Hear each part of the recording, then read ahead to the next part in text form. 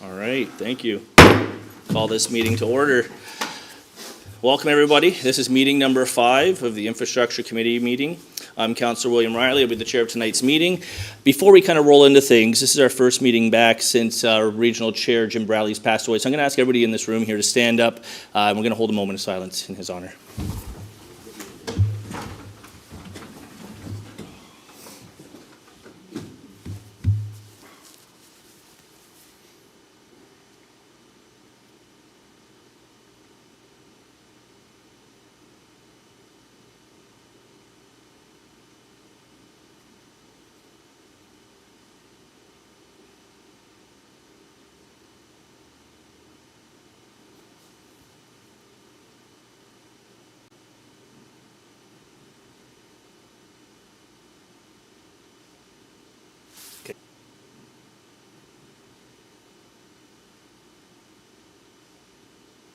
Okay, thank you.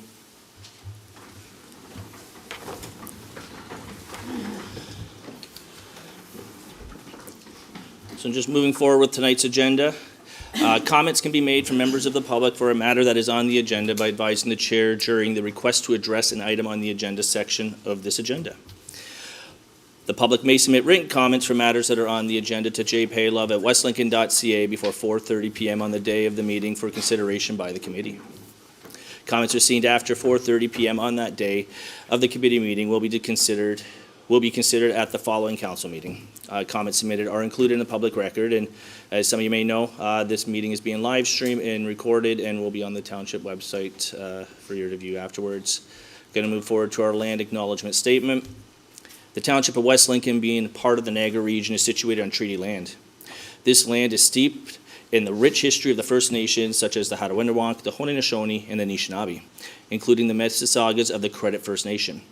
There are many First Nations, Métis, and Inuit from across Turtle Island that live and work in Niagara today. The Township of West Lincoln, as part of the regional municipality of Niagara, stands with all Indigenous people, past and present, in promoting the wise stewardship of the lands on which we live. I will look at committee here to see if there's any changes in orders of items on the agenda. Not seeing any. This is your chance to disclose any pecuniary interest and or conflict of interest. Not seeing any. So now we're going to move to our appointment. We have a PowerPoint presentation, which is a Township of West Lincoln Road Safety Study and Action Plan for the Infrastructure Committee. Is it Dewan Karim? Did I say that correctly? Okay. So from LEA Consulting Limited, so we'll have you, I'll pass the mic over to you. Councillor Riley, would I be able to just give an overview? Yes, absolutely, okay. Sorry. Thank you. From staff, recommending that council approve a proposal to utilize the township share of the Vision Zero revenue to put together a request for proposal to retain a consultant to complete a comprehensive road safety action plan. The township put out that RFP back in July of 2025, and Lee Consulting was a successful proponent. We had a few project meetings to date with the successful consultant, and they're here today to make a presentation regarding their work plan. The purpose of this presentation is to inform committee members of the work plan and the deliverables associated with this road safety action plan.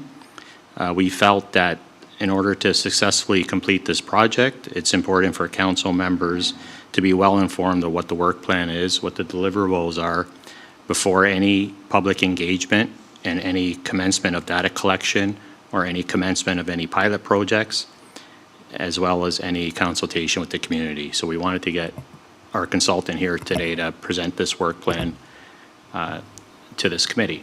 So with us, we have Dewan Karim. He's here with one of his colleagues, Adam Piniello, and I'll pass the mic over to Dewan so he can make his presentation. Perfect, thank you. Just have IT make sure it's working for him.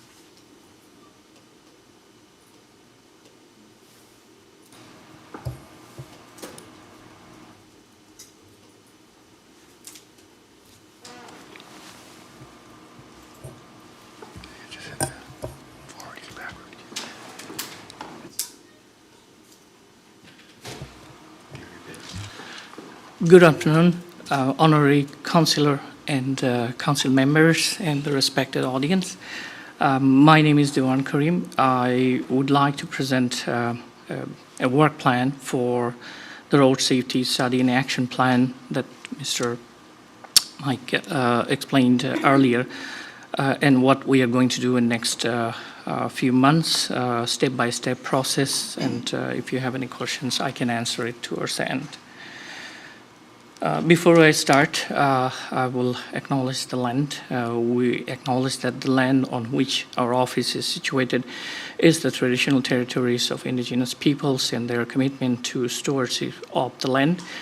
We acknowledge that the communities encircle the north, west, south, and eastern, and Haudenosaunee, Huron, Wendat, Anishinaabeg, Seneca, Chippewa, and the current treaty holders of Mississauga of the Credit Peoples. Let this acknowledgement serve as a reminder of our ongoing efforts to recognize, honor, reconcile, and partner with the indigenous people who have lived and worked on this land historically and presently. I will explain first why road safety matters. It is a little bit of strange that after almost building the roads and highways for 100 years, we started to talk about road safety more closely. There is a little bit of history behind that. I try to give an idea very briefly why this new approach to road safety is becoming an issue in all the municipality, whether it's Canada, Ontario, or worldwide, is taking this approach. We call it Vision Zero, but there is a generic name, Safe Systems Approach. So instead of a specific location, we look at the safety in general within the system.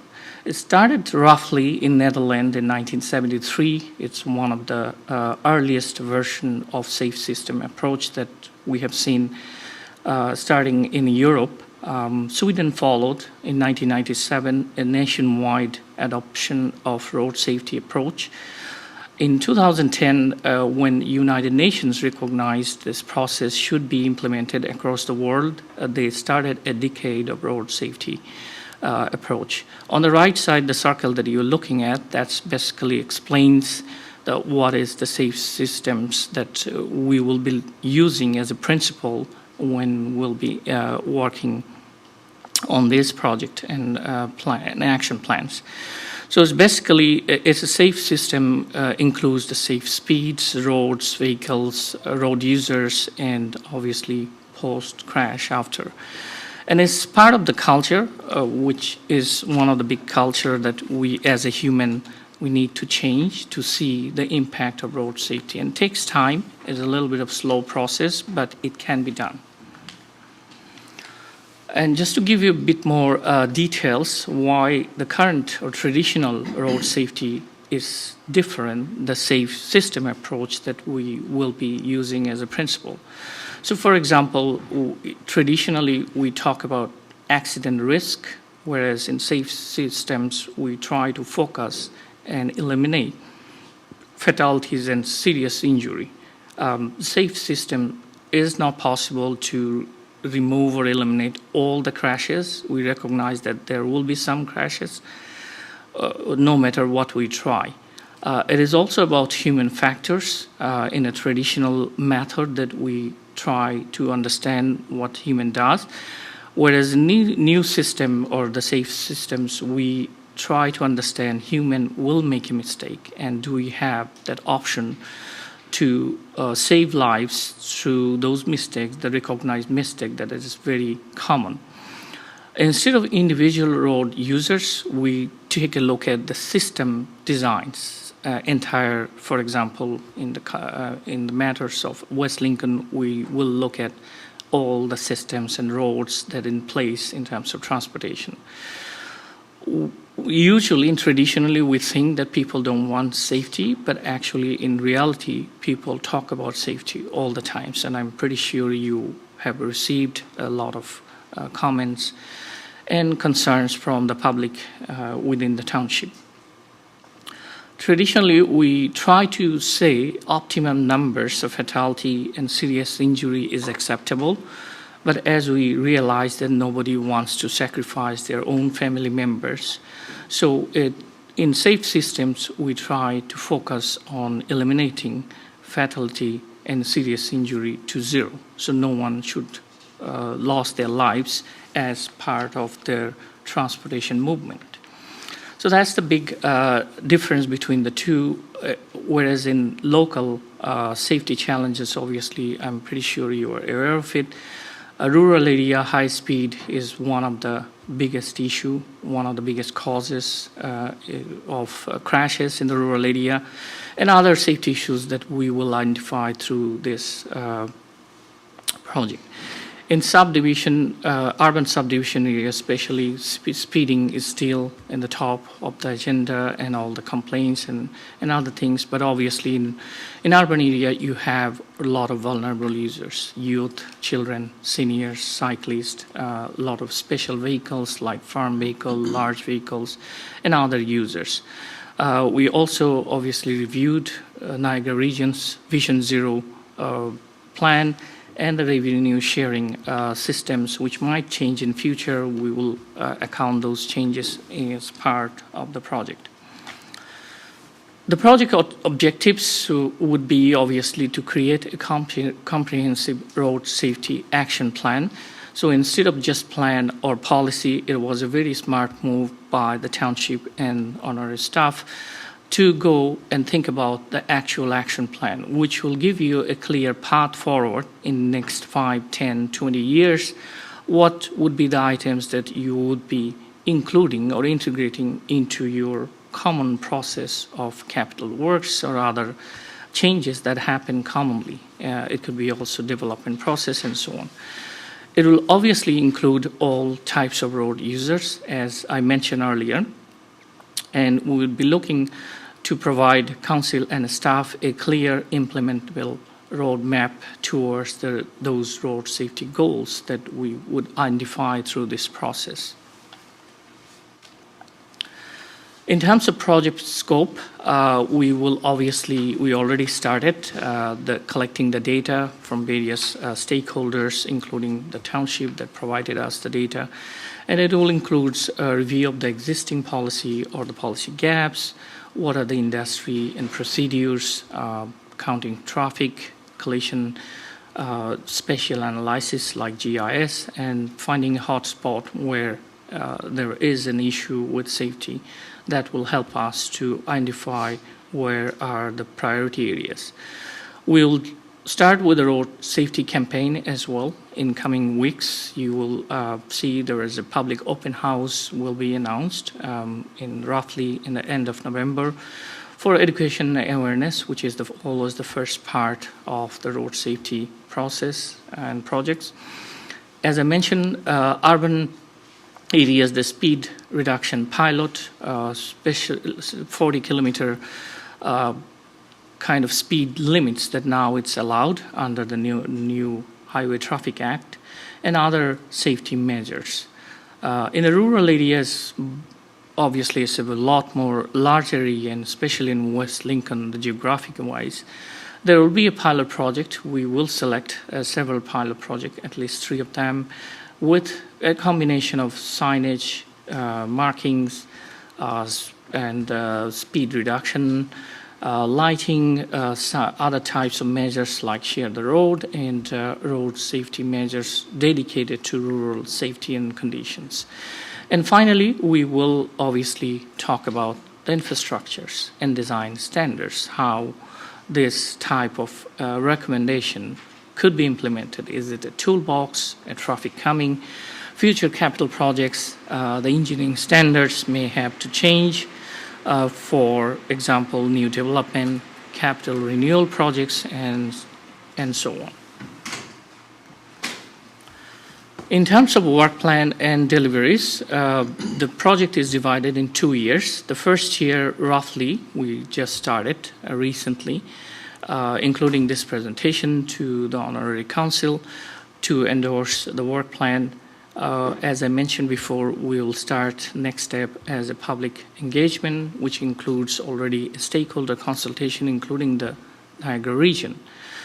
We will obviously give a summary memo for the urban speed subdivision areas, rural safety measures. Those are the deliveries in the first year, primarily.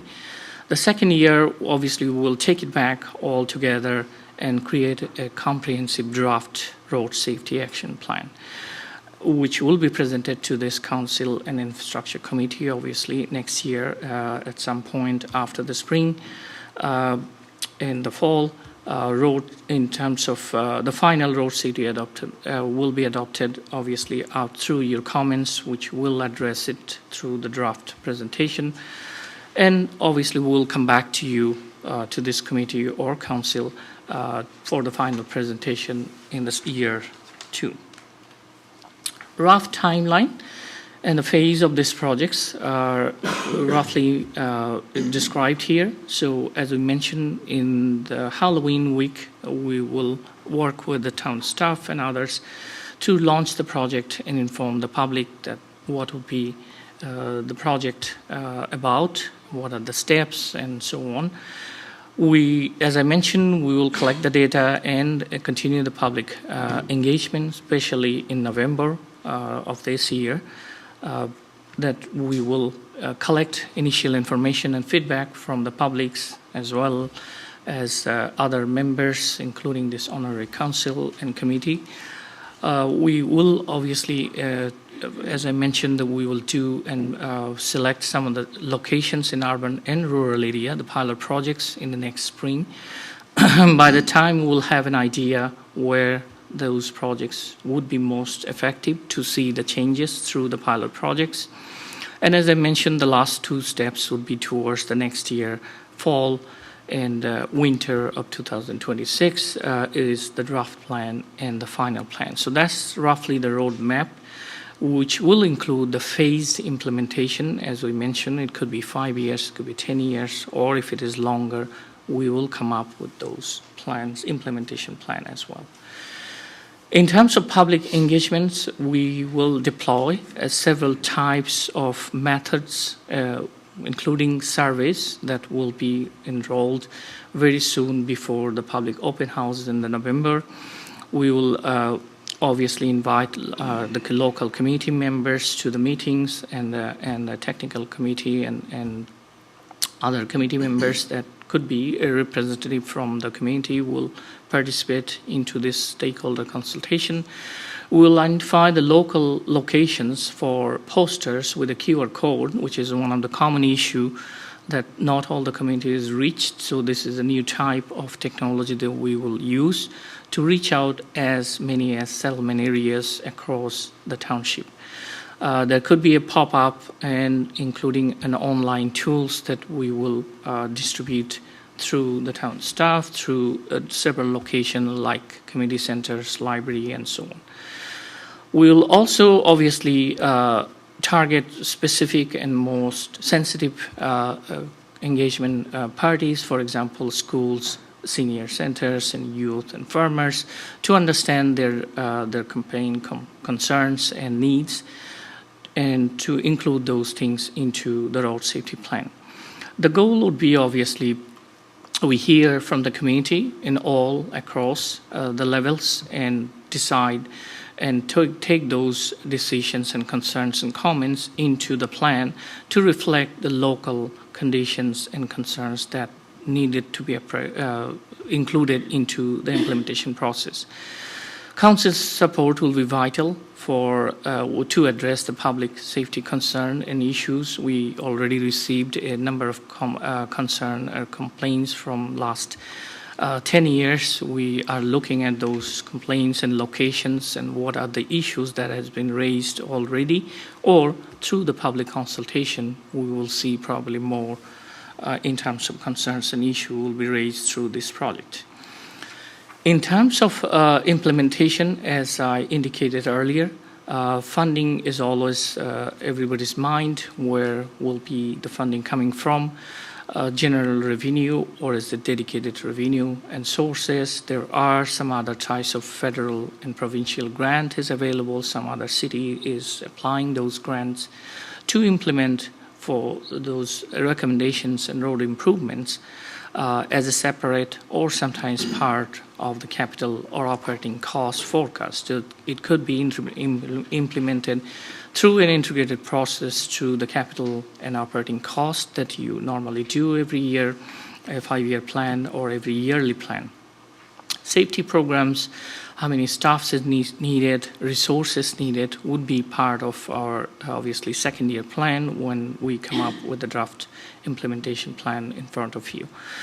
We'll also include the evaluation, monitoring, and performance indicator. So over time, are you getting there in terms of goals that was decided?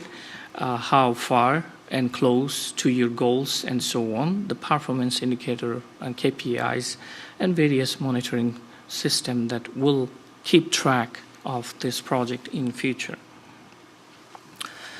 In terms of council roles, obviously we are looking for a detailed feedback, any comments, any other process that we will miss, or if we don't miss, we need to adjust. Endorsement of the work plan, for example, today, act as a community ambassador, inform us as details as possible. We will have my contact information to approach me directly or through the honorary staff. We will address those things as we go along. We'll respond to the residents' questions and detailed information and project findings, obviously through the committee and council members. And we would expect that you will review and support the phased rollout of the pilot projects and initiative throughout, especially next year spring. Next steps would be obviously endorsement of this work plan from the honorary council and council members and committee. As I mentioned, that we will launch a public engagement in various forms that we described earlier, including the project launch end of the October and public open house in the end of November. We will collect the remaining data that we didn't receive or we needed, information and public and stakeholder feedback next couple of months, and some of the key timeline that we will engage with the public and stakeholders.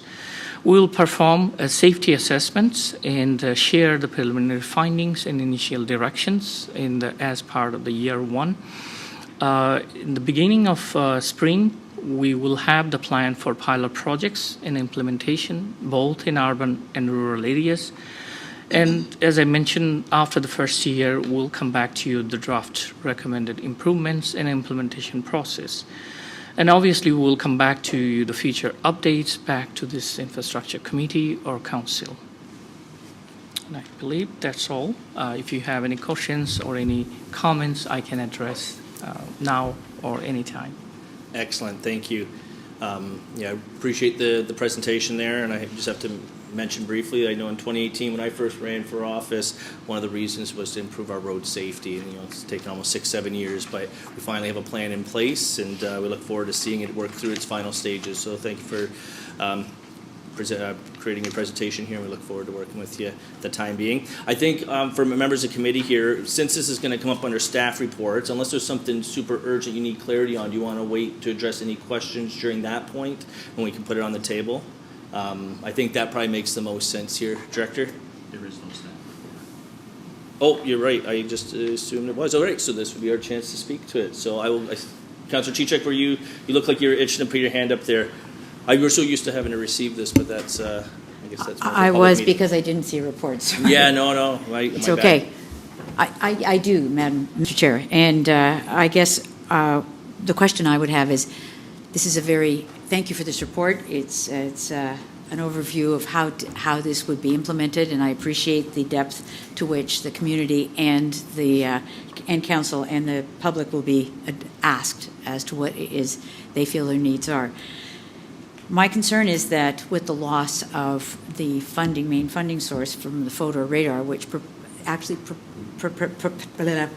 made this report and this RFP a reality, is this scalable, and will we be able to see options as we move into it if our budgets can't take advantage of some of the things in the report. And since the Premier has said he will be replacing photo radar with special funds coming from the province. So if he's going that way and our report says this way, will we be able to align with things as they become down the pike? Go to our director.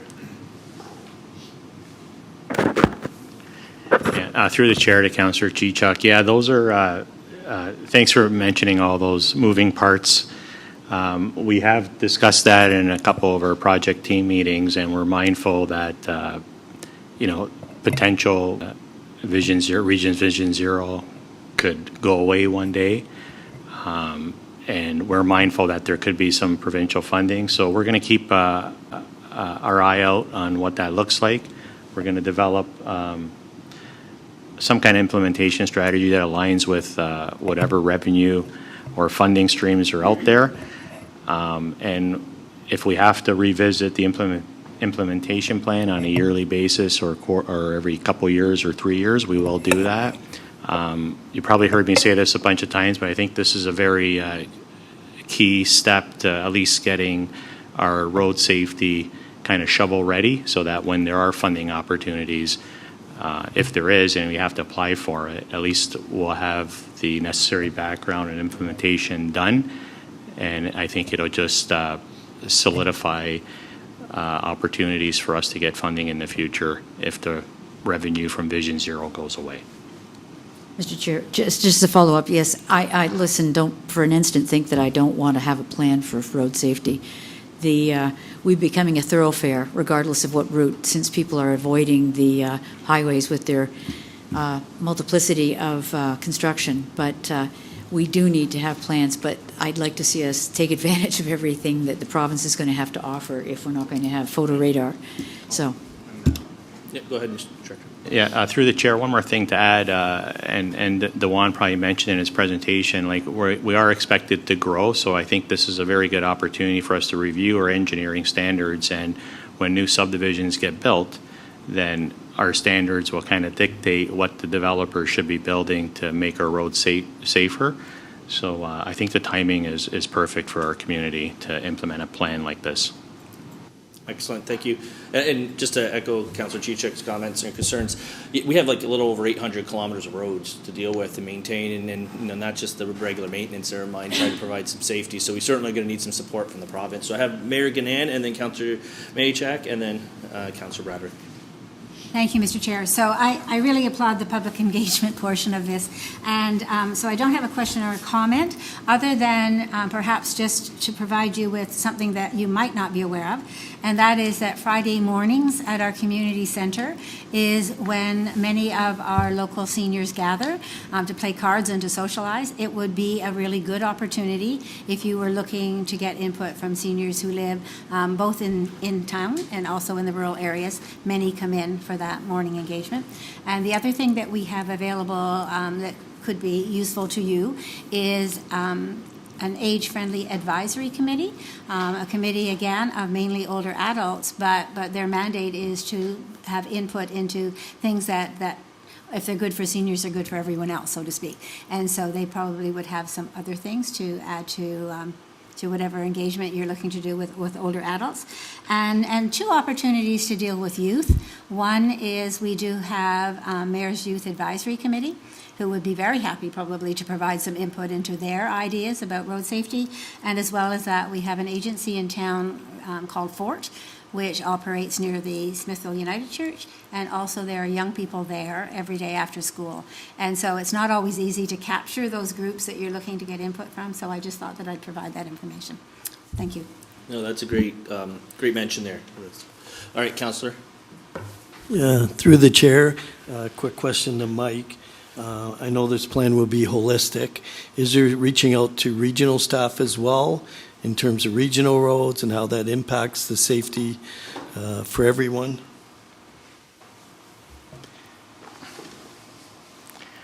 Through the chair to Councillor Maychuk, yeah, we have developed a stakeholders consultation list. So some of the groups that Mayor Ganan mentioned, we'll cross-reference with our list to make sure that they're on there. And the region is part of our stakeholder list to gather feedback. So we will be working with the region. We actually already had one meeting with regional staff regarding this project. And the other question through the chair to Dewan. Thanks for your presentation. Spoke to a resident recently, and it's quite a sad story. His son was in a very serious motorcycle accident where the passenger actually passed. Is there any recommendations that you hope to come up with that might make the roads safer for not only vehicles but also motorcyclists? Because it seems like there's more and more of those type of accidents that are happening, and if there's anything that can be done to help prevent them, is that part of your overall scope, or can that be included somehow? Through the chair, Honorary Council Maychek, we have, especially when I did it, the similar plans and action plans in the past, especially in Toronto, Mississauga, and some other municipality, what we call a key theme, and one of the key theme is motorcycle, because motorcycle is a very smaller vehicles, higher speed. In rural area, in my experience, I have done almost over 700 projects to investigate what happened after the crashes. So I have very detailed knowledge of the motorcycle-related crashes, which is very unique. The road is not designed for motorcycle. That's one of the probably you are trying to imply, and that is correct. So we will include those special condition, special vehicles that I mentioned before as part of the recommendation to include, even though it's not a standard vehicle like a passenger car, but it will include some of the measures and improvements, and many of them are very low cost, low hanging fruit. It can be done. So I am well aware of these problems, especially in rural area, in a curvature or a very complex geometric location. That motorcycle crashes are very common and very crash-prone areas. So obviously, to answer your question very quickly, yes, we will include motorcycle. All right, thank you, Councillor. Councillor Broderick. Thank you, through you, Chair, to the presenter. Thank you very much for your detailed presentation. If you hate or you love the photo radar dollars, at least we can show our community how this money is being spent. One of the comments that I have is in regards to the public consultation. There's not a larger stakeholder than our residents in the road safety, and it's great to see that that is a big part of your plan.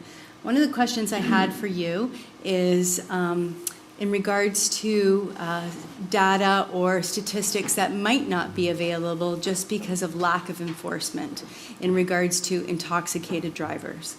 There's not a large amount of enforcement in this community. We have a very large rural area, as Councillor Riley had mentioned, over 800 kilometers of roads that have to be managed and very little policing. And West Lincoln has a reputation of kind of it's okay to drive while you're intoxicated because there's no police out here. How will you navigate through that in order to gain that information and provide our community with perhaps some options that will mitigate that intoxicated driving problem that exists? Through the chair, Councillor Broderick, this is another item, as I mentioned before, like motorcycle. It's one of the key foundation. The difficulty with driving with intoxicating or any other medical condition in general, it's a common issue. It cannot be just done through the road design. That could be one way to address. But there could be other programs, social awareness or campaign that we would recommend in general to implement as part of the implementation plan, that certain times of the year, for example, this is very common, like we know in December it happens a lot. So data will help us to find out, within the data there is a detailed information how it happened. So whenever we will look at the crash data that we receive from the region, it includes the information what was the status of the driver, and we will find out those peak times that usually we see those kind of crashes, and include that in the plan, besides the road improvement or infrastructure improvements, to include those specific time to address through the public awareness or campaigns every time that that time comes, that the road awareness messaging will come out at the same time. So that's one of it, but there is other way to address those things. We will include all those other implementation and action plans to address this specific situation.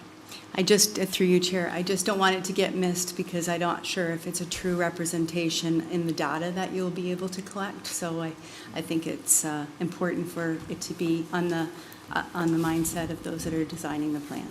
Thank you. Councillor Trebet? Thank you, Mr. Chair. Through your presentation, when you go do your studies, do you check with NRP to kind of collect any data on where they've issued a lot of tickets, where they've wasted money giving tickets? In your study, when you go, I guess, pick up all your data, is there any consultation, or can you do consultation with the NRP, Niagara Regional Police, which is, right, to say, hey, you know, this is where we've gotten a lot of we made big dollars on this street, or we lost dollars on these streets. Does that reflect in any of this, or will you consult with that? I'm just throwing that out there through you, Mr. Chair. Through the chair, Councillor, yes, we will obviously receive the enforcement data from the regional police, which is one of the stakeholders.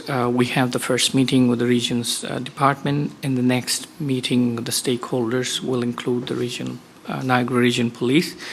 Usually, they're reluctant to share those details that you mentioned, but it could be at a very high level without a specific name or individuals or specific situation. They sometimes share those data, broad aggregate data, we call it.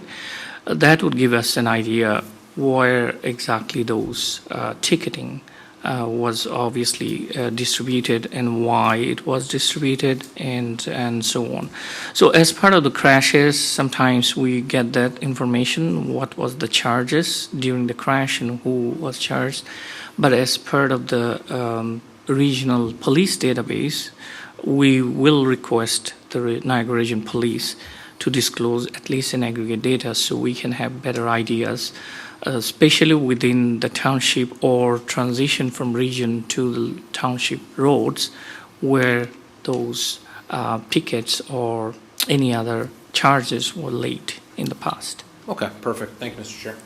Thank you. And any other members of the committee? Councillor Rayner, you're the only one who had a chance to speak to it. I just saw you write notes there. Okay. Yeah, I was going to just mention briefly, actually, Councillor Trebetta kind of took the words out of my mouth. I think the most valuable asset to definitely consult with would be our regional police. I get for privacy purposes they're not going to give you every last detail, but I certainly think and I certainly hope that they can share some of the more problematic roads that they've come across that could use some opportunities to redesign or address in some capacity. I think from recent meetings we had them come out, their whole biggest message they always kind of put out in their presentation is that we rather deter people. It's not just writing a ticket that's done then and there and that's gone, and that maybe you help prevent that one person from speeding for several months or ever again. But in the grand scheme of things, the bigger picture is to kind of reduce speeding all around, so they don't have to worry about speeders. They can worry about chasing criminals, right? So certainly hope that they can provide that some variation of input for you. That would be helpful. I certainly think you'll see some cooperation there. Other than that, I will. That's all for committee right now. I will move forward to our address items on the agenda to see if any members in the gallery have questions for you. But as of right now, that's all we have for committee. So I will move forward to that. So I'll go to our IT. Is there anybody in cyberspace that would like to ask any questions about any item on the agenda, including this presentation? Not seeing any. All right. Any members of the gallery here wish to speak to it? Excellent. So before you come up, I just got part of our procedural bylaw. I just got to read a statement. So procedural bylaw 10.13 bracket 5.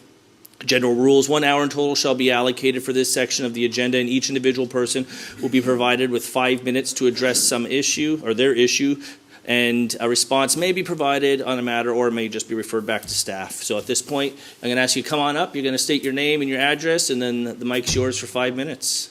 If you don't need 5 minutes, no pressure. You're going to go right in the middle there. You guys won't be able to no see worries. me, so. My name is Grace Simpson, and my husband Tyler Simpson is here as well. My address is 9230 South Chippewa Road. Excellent, thank you. Did I cover all the basics? You're good there. So now you just let us know what item you'd like to address that's on tonight's agenda. It has to be an item that's on the agenda. Well, that's perfect then. I will be addressing the road safety action plan, so that works well. Awesome. So just want to say thank you. We have moved to this community. We love this community. It's beautiful. We're very happy. And we have noticed that our road has a lot of cut-through traffic in the morning and the evening. It is an 80-kilometer road, but the cars are zipping through there, to say it lightly. So we have had the opportunity to speak to our neighbors who share many of the same concerns. We have a lot of elderly, senior citizens on our street. We have a lot of farmers, a lot of people who've been on the road for a very long time, and they've been able to share their concerns about how the traffic has changed and how they're seeing more and more traffic on this road and their own safety concerns. So I know many of you made points around the points about having the community involved, and we'd love to have the opportunity to be a part of that and share some of our concerns and some of our ideas from talking to our neighbors. We went through earlier this summer, and we were able to get their support, and some of them signed a petition.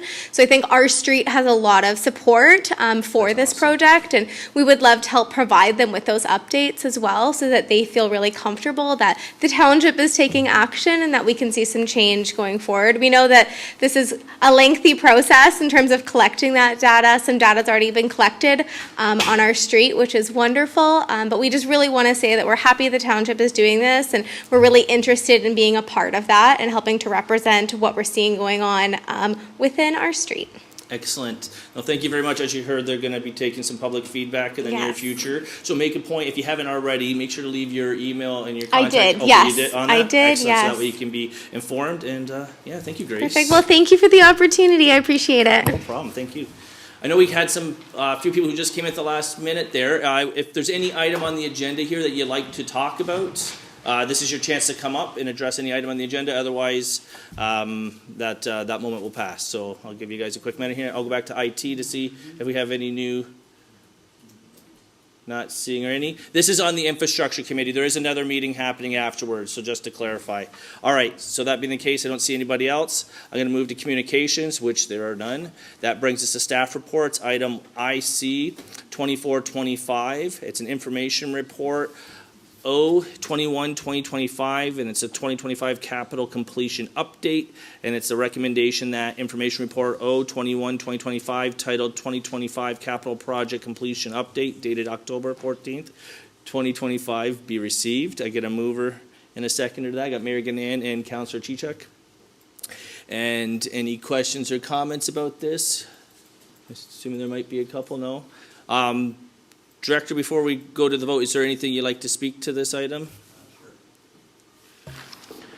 Through the chair to committee members, I think we started doing this a couple of years or maybe a year back. We're just presenting information reports once a capital project is completed, because council is key to approving the budget. Council is key to awarding, the professional fees and the contracted services through contractors to undertake capital projects.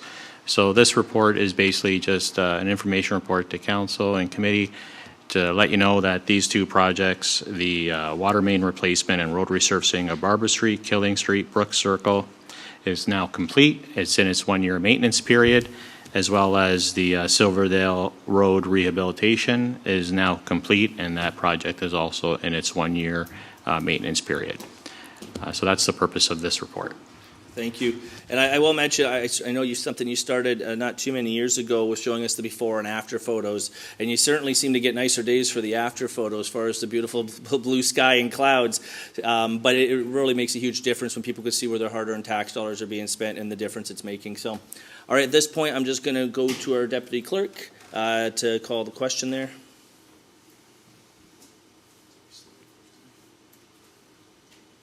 All right, should be in front of you right now.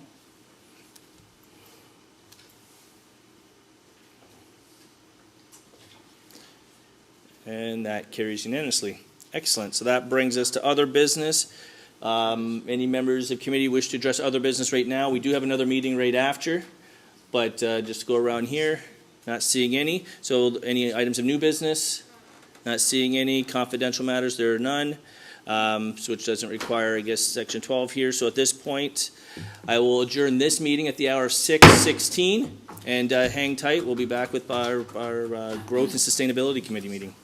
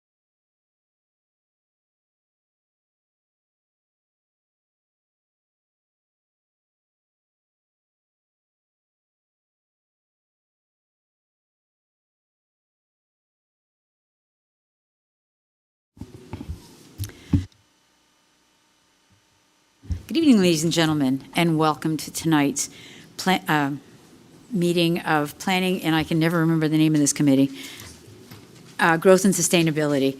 I hope you've all had a good, happy, healthy, and family-committed day for Thanksgiving, and we welcome you back to Business of Council in this 7th meeting of the year. We will start with a few acknowledgements that have to be made before we start the meeting proper. And we'll start with comments made from members of the public for a matter that is on the agenda can be made by advising the chair to request an item be addressed on the agenda section of the agenda. The public may also submit written comments for matters that are on the agenda to jpaylove@westlincoln.ca before 4:30 on the day of the meeting for consideration by the committee. Comments received after 4:30 on that day will be considered at the following council meeting. Comments submitted are included in the record. This meeting is being live streamed as well as recorded and available on the Township's website. The next item is the land acknowledgement statement. The Township of West Lincoln, being part of Niagara Region, is situated on treaty land. This land is steeped in the rich history of the First Nations, such as the Haudenosaunee, the Haudenosaunee, and the Anishinaabe, including the Mississaugas of the Credit First Nations. There are many First Nations, Métis, and Inuit from across Turtle Island that live and work in Niagara today. The Township of West Lincoln, as part of the Regional Municipality of Niagara, stands with all Indigenous people, past and present, in promoting the wise stewardship of the lands on which we live. Now I'll look to my colleagues around the table and ask of any disclosures of pecuniary interest. Seeing none, we will move to the first item of business, which is the public meetings portion of this agenda. The first public meeting is for a zoning bylaw amendment with regard to 1185 Port Davidson Road, submitted by Rudy and Janine Carrick. And this application is being deferred to a later date at the request of the applicant to make further changes to their application, and so please be advised to watch out for further notice. This item was advertised as part of tonight's agenda, and therefore we are advising you now that it will not be heard or dealt with. The second public meeting for tonight is a public meeting to consider an application for a site alteration application submitted by 3118 Grassy Road Concession, Gore A, Part Lot 16, Part Lot 17, and file number 3000-007-25 by Sukhinder Gulchar, owner, and Ashenhurst Nowens and Associates Incorporated as the agent. Council must hold a public meeting for the purpose of informing the public. The purpose of this public meeting is to receive comments from the public and is the only opportunity to provide council feedback with respect to this application. It is the function of council to listen to public comments and ask questions of clarification only. It is not the function of council to debate the merits of the application during the public meeting or respond to questions posed by the public during this public meeting.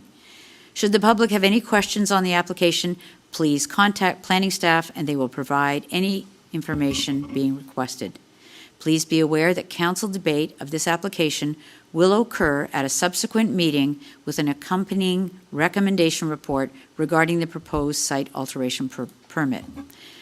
We stress that at this point, no decision has been made on the proposed amendment, and any comments received tonight will be taken into consideration by staff and council. In accordance with the Planning Act and the Minister, the applicant or specified person, public body, or registered landowner of any land to which the bylaw amendment will apply, who made oral submissions at a public meeting or written submissions to council prior to the adoption and/or passage of the bylaw, may appeal the bylaw and an amendment to the Ontario Land Tribunal. Mr. Clerk, will you please advise of the method and dates by which notice of the public meeting was given? Proper notice was given by way of email circulation to agencies and mail circulation to all residents within 120 meters of the subject property on September 4th, 2025. Public notice was also posted to the subject property, the Township website, and the Township Administration Building on September 4th, 2025. Thank you. Our Director of Growth and Sustainability, Mr. Bourma, will give us the purpose and reason for the site application, I believe. Mr. Bourma, is it you or one of your staff?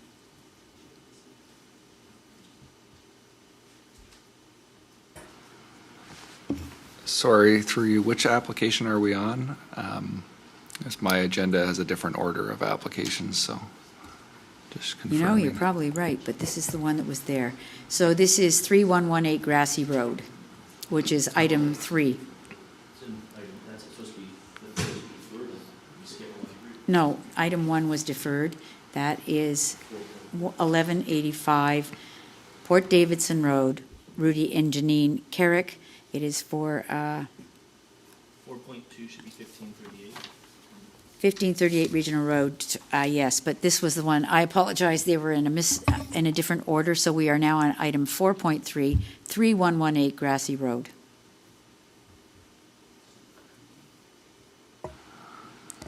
Okay, I can give a presentation on that. No, Give me we one can second. change it around, but now I have to read all that again. Bear with me, people. I So can do a presentation on that now if you like, or we can switch and It seems that we have some people somewhat perplexed, so we will go with 4.2, 1538 Regional Road 20, Part Lot 11, Concession 4.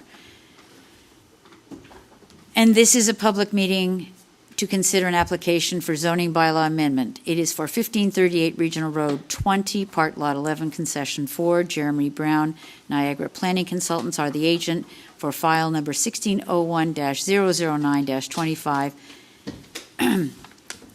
And the Planning Act requires in Section 34, Sub 12, and Section 39 that before passing a zoning bylaw amendment, council must hold a public meeting for the purpose of informing the public.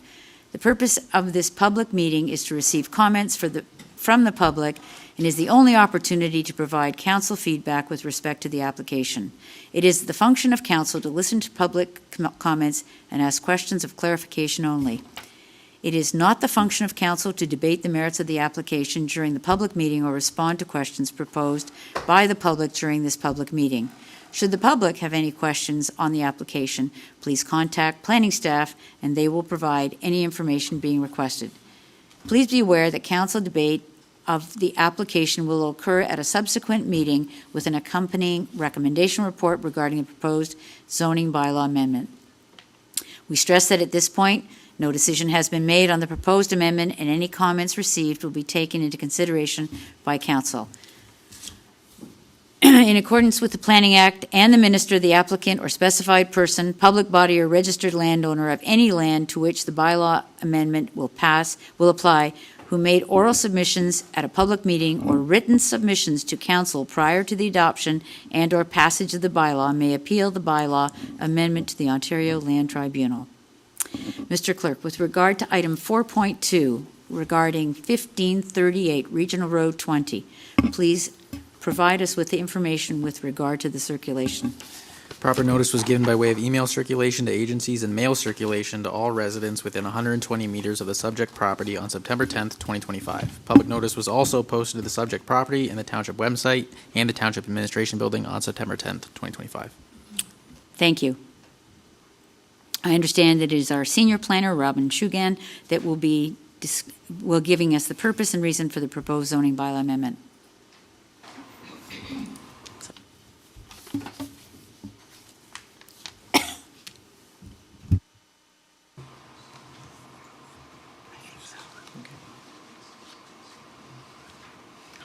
How many do I have? Hey, good evening, Mayor, members of council, staff, and members of the public. My name is Robin Shugan, Senior Planner for the Township of West Lincoln. The purpose of this public meeting is to provide information for proposed zoning bylaw amendment for the lands municipally known as 1538 Regional Road 20, The proposed zoning bylaw amendment application seeks to rezone Part 1 to a site-specific low-density residential zone to permit the use of a single detached dwelling, and to rezone Part 2 to a site-specific agricultural zone for continued agricultural purposes. The subject property also contains lands that are zoned environmental protection and environmental conservation. These zones are to remain unchanged. The proposed zoning bylaw amendment application is also related to consent file B012025 West Lincoln. The township's official plan designates the subject property agricultural, hamlet settlement area, environmental conservation, and environmental protection. The township zoning bylaw zones the subject land as agriculture, low-density residential, service commercial, environmental conservation, and environmental protection. The subject lands contain an existing single detached dwelling and accessory building for agricultural purposes. The eastern portion of the lot shown in yellow is located within the Bismarck Hamlet settlement area. The proposed zoning bylaw amendment is to rezone the severed lands, Part 1, from the low-density residential zone, service commercial zone, and agricultural zone to a site-specific low-density residential zone. The application also proposes to rezone the retained lands, Part 2, from the agricultural site-specific, from agricultural zone to a site-specific agricultural zone. The environmental conservation and protection zone, as mentioned, will remain unchanged. As mentioned, this zoning bylaw amendment application is related to consent B012025 West Lincoln. On July 30th, 2025, the Committee of Adjustment granted a consent application to create one new residential lot for residential purposes, as shown as Part 1, and one retained lot for agricultural purposes, shown as Part 2. Part 3 is a proposed road widening requirement that it will be dedicated to the Niagara region. As a condition of consent, a zoning bylaw amendment application is required to rezone Part 1 to the site-specific residential low-density R1A 247 zone for the reduction in lot frontage and to permit a single detached dwelling. Part 1 will be located entirely within the Bismarck Hamlet settlement area and will have a proposed lot area of 1.42 hectares and a proposed lot frontage of 32.5 meters onto Regional Road 20.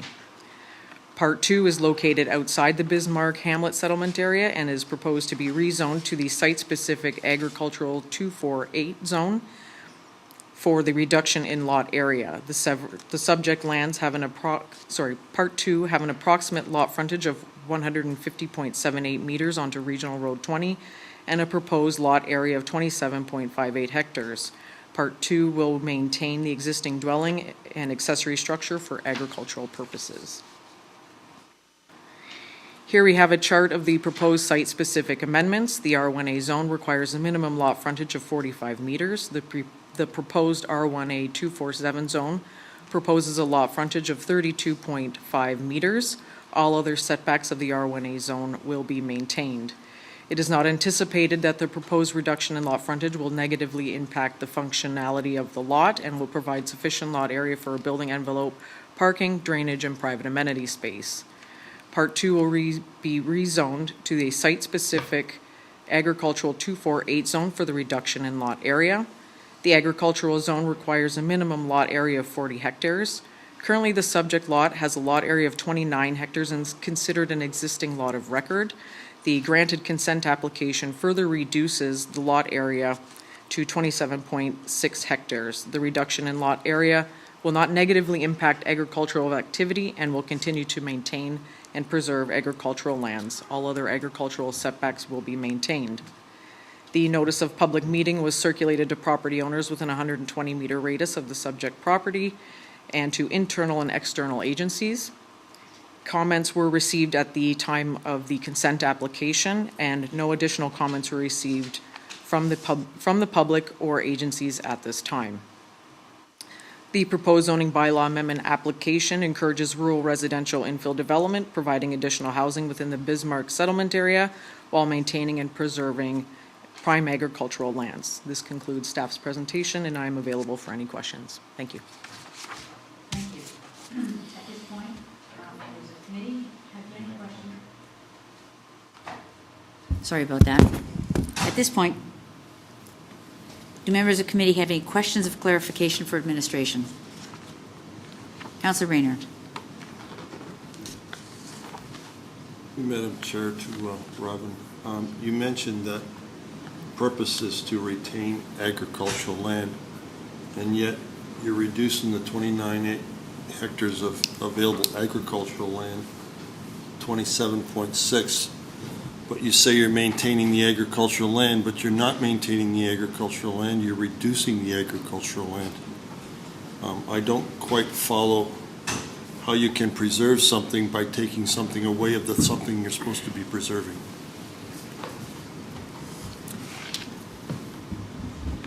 Through you, Chair, to Councillor Rayner, the reduction in lot area is minor and will maintain the agricultural purposes of the land, so will not negatively impact agricultural activity. Thank you. Through you, Madam Do you have a Chair. follow-up? Yeah, okay. But it will affect agricultural activity because you're taking land away that's in agriculture. If the minimum requirement is 40 hectares, why are we even looking into this when it's only 29 hectares? And then we're going down to 27.6, but we're using this protecting agricultural land when in reality we're removing agricultural land. Why are we even looking at this project when it doesn't meet the minimum 40 hectare requirement? Okay, we've got your question, Councillor. I think you did try to explain that, and this is in a hamlet, and there is abutting residential properties, and the removal is minor in nature, but will you please, if there's anything more we should add or you'd like to add to this, now would be the time. Through you, Madam Chair, to Councillor Rayner, the area that's being the Part 1, which is the severed lands, is located within the Bismarck Hamlet settlement area. So it would be appropriate to designate and rezone those lands for residential purposes as they are designated for the Hamlet settlement area for residential purposes. Madam Chair, I follow that logic, but not the logic to say you're preserving agricultural land when you're actually taking agricultural land out of production to utilize that spot to put a house on it. So you can't play both sides of the fence. It's either one or the Councillor, other. we understand your question and your concerns. Through to the Director of Planning. Mr. Borama, is this not similar to a surplus farm dwelling application? Because there is already a farmhouse on this land that is supposed to be responsible for this property. Is that not correct? Rayner, it is a little bit different. It follows different policies for the severance because, as we mentioned, part of that property is within a hamlet, which falls under our hamlet policies, which do allow for lot creation above and beyond the surplus farm dwelling severances. And what Senior Planner Robin, I think, had in her report too was the area being severed actually did have a house on it at one point in time, up till very recently, and some other buildings that were torn down when this landowner built a new house a little bit farther north. So I think the majority of those lands in the hamlet are not actively farmed. I think they're just vacant grass and remnants of the old buildings that were there.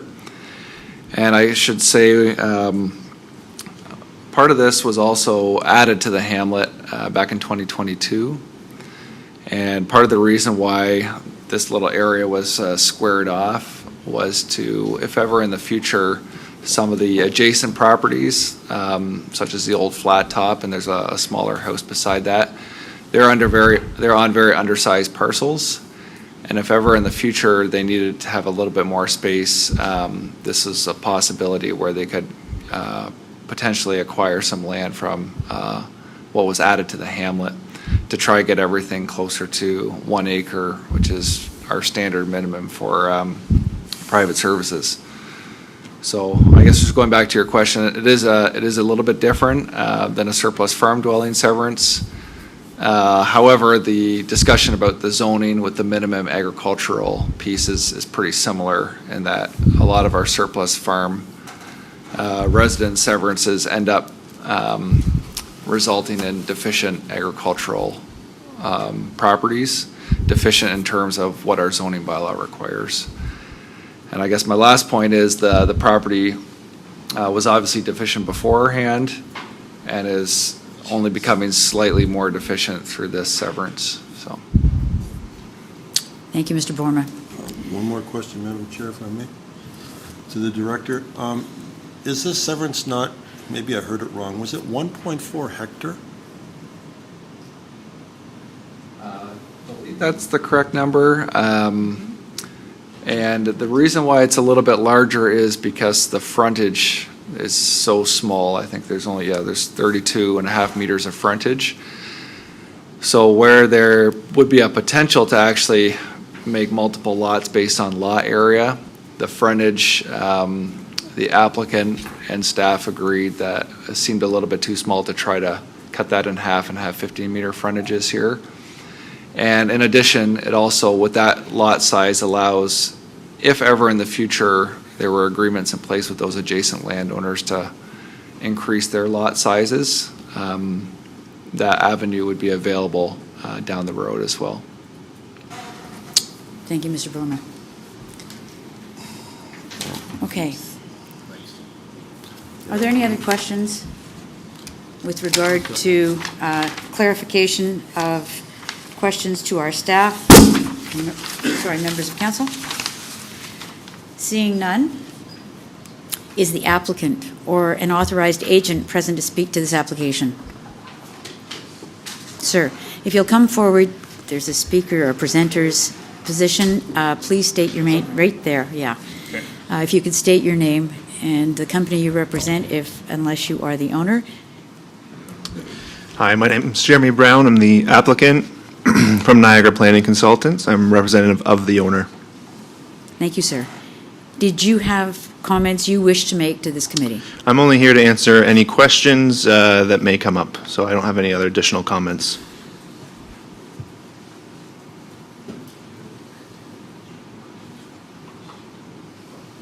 I'm seeing no questions. At which point, if there is clarification or questions, you'll be here for the balance of this public meeting. Thank you. Did you get his name? You did? Okay. Okay. Are there any questions of clarification from council to the applicant? I did ask that. The floor is now open to members of the public to come forward and provide council with any oral or written submissions, either in person or by Zoom, pertaining to the proposed zoning bylaw amendment. When coming forward to speak, please provide your full name, and speakers will be allowed up to 5 minutes to make comments to council, after which council may ask questions of clarification related to each submission. Individuals are allowed to speak once to an application. Are there any people present regarding this application that wish to come forward?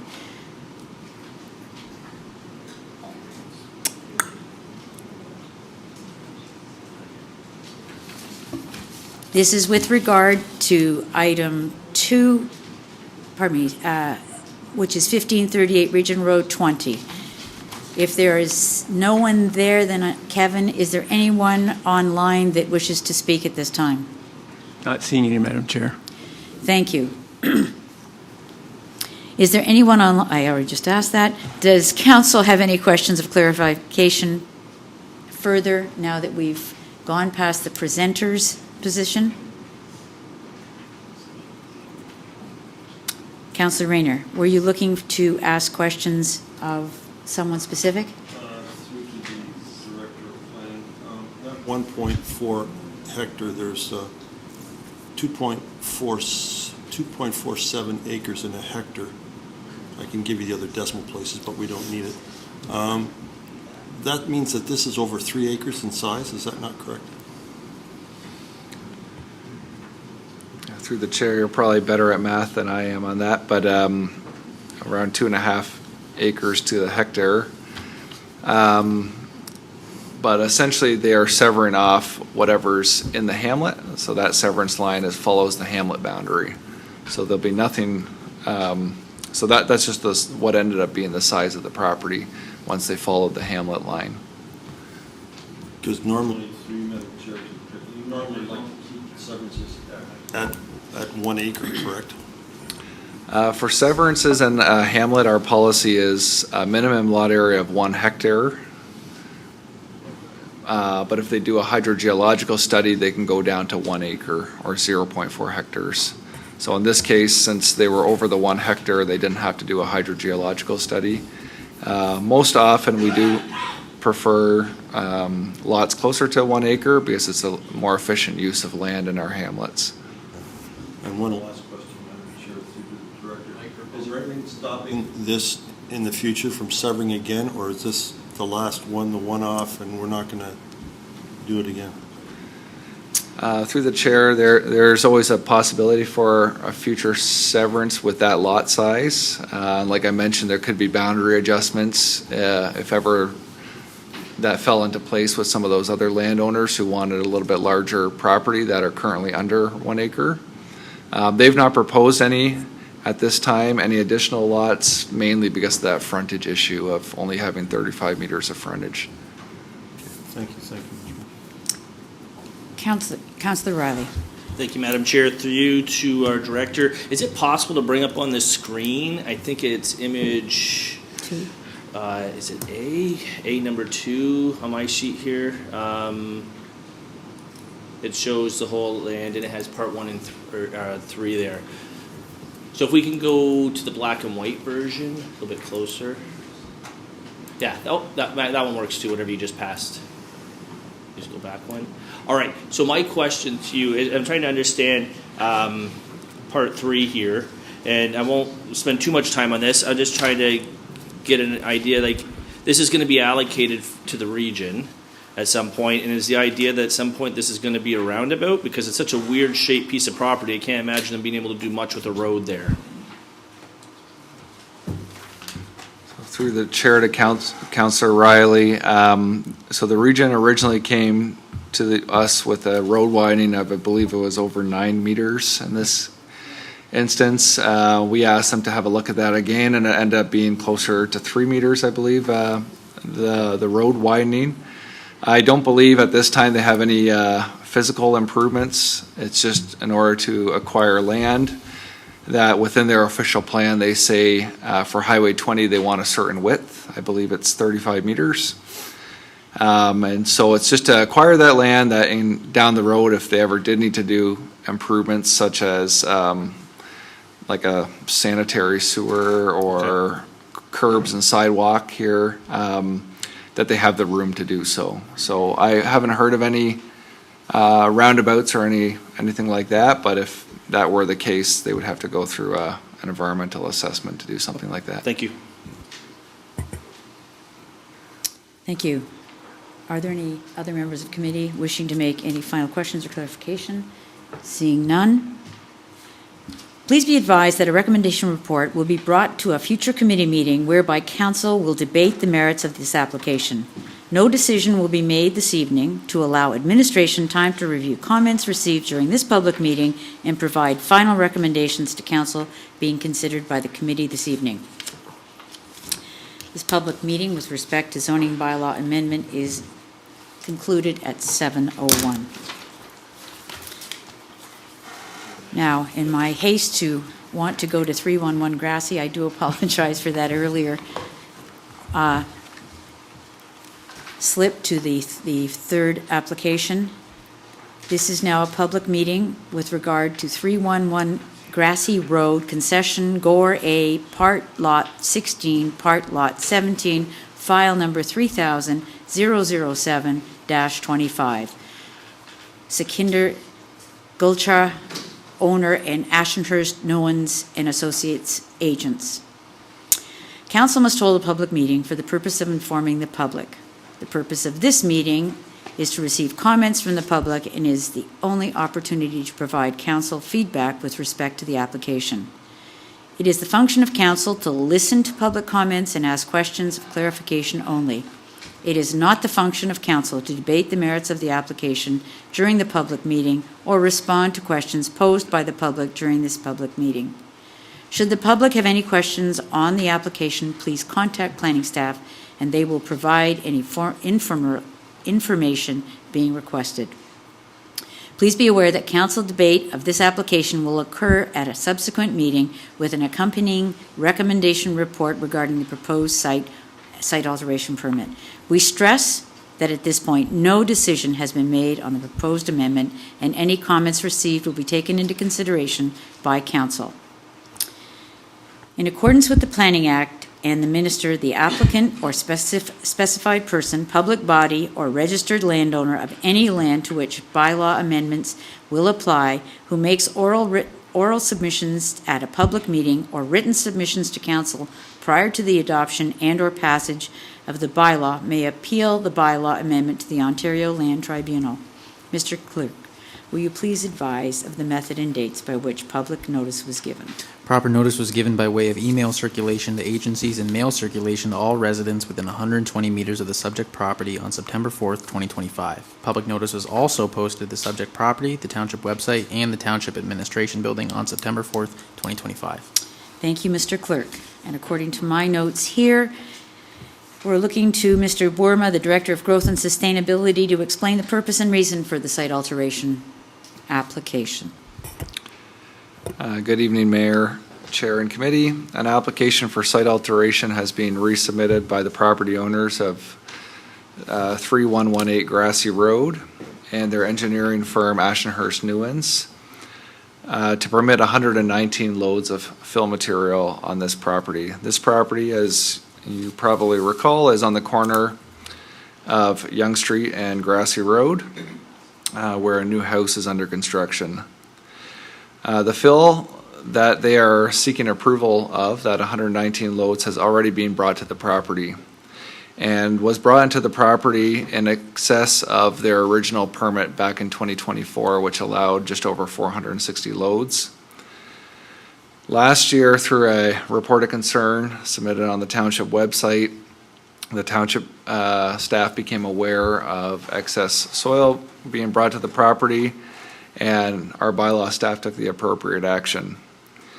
The owners, in response, applied for a site alteration permit requesting approval of that additional 119 loads, as well as requested an additional 900 plus loads for that property.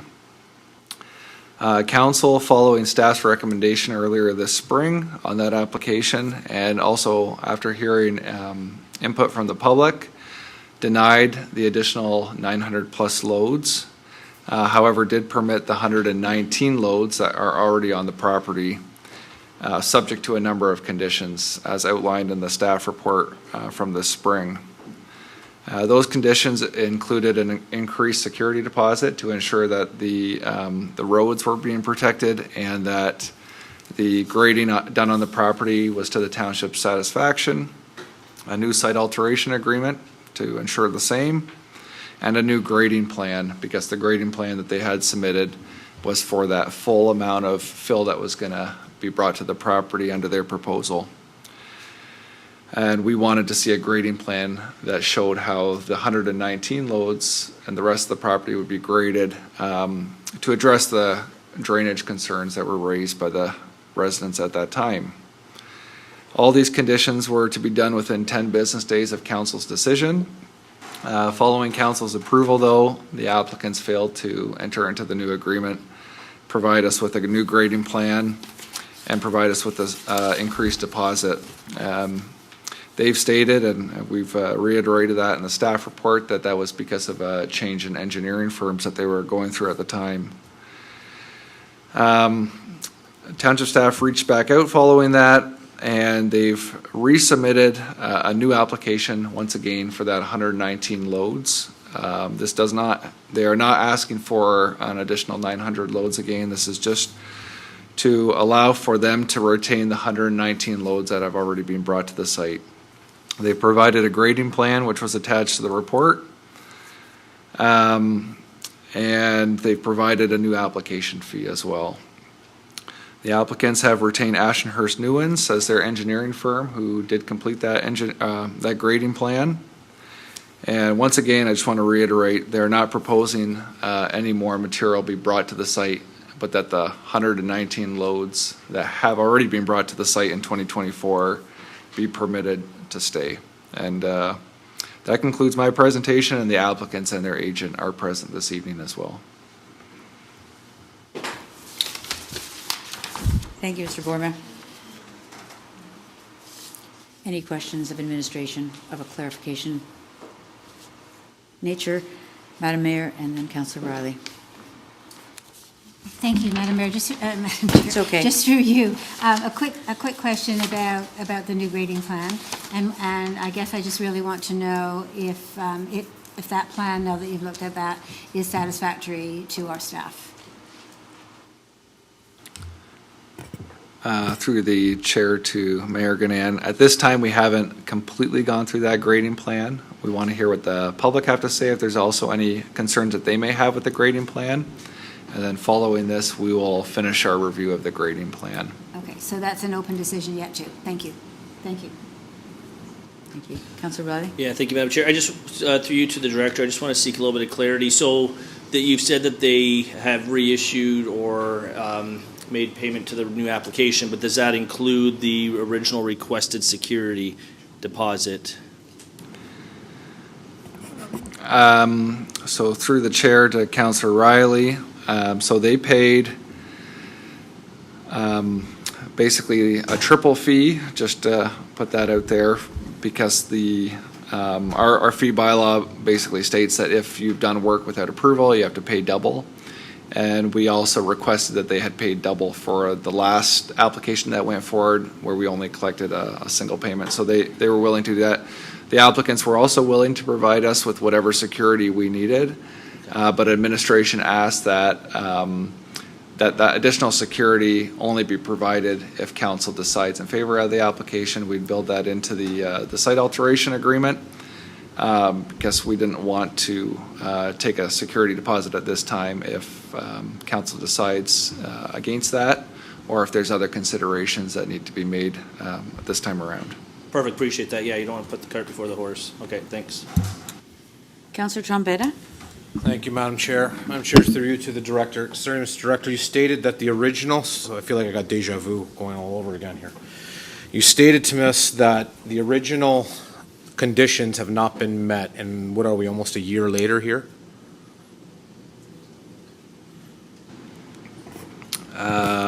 Through the chair to Councillor Trombetta, the decision, I believe, was made in April of this year to permit the 119 loads subject to conditions.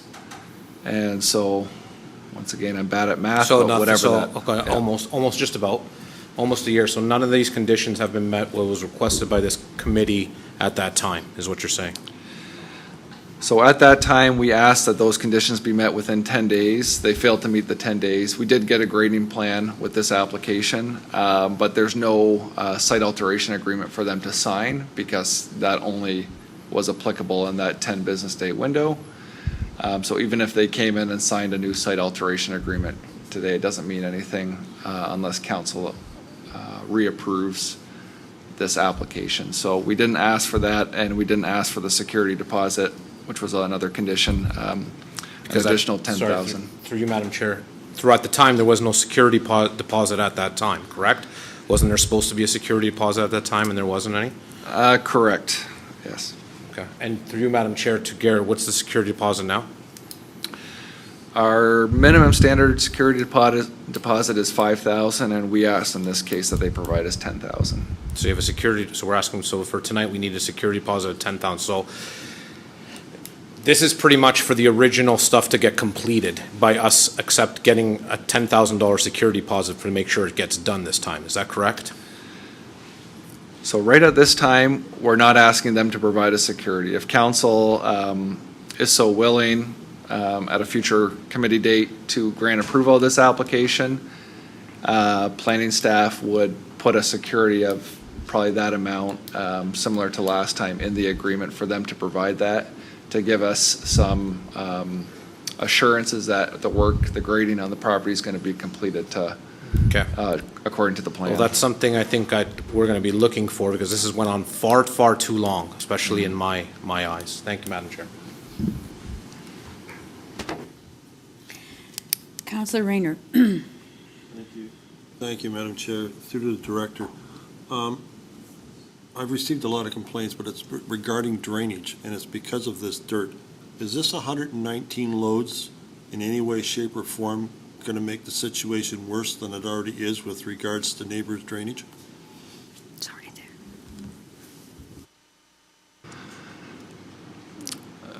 Through the mayor to Councilor Rayner, that might be a better question for the applicant's engineer who's here this evening.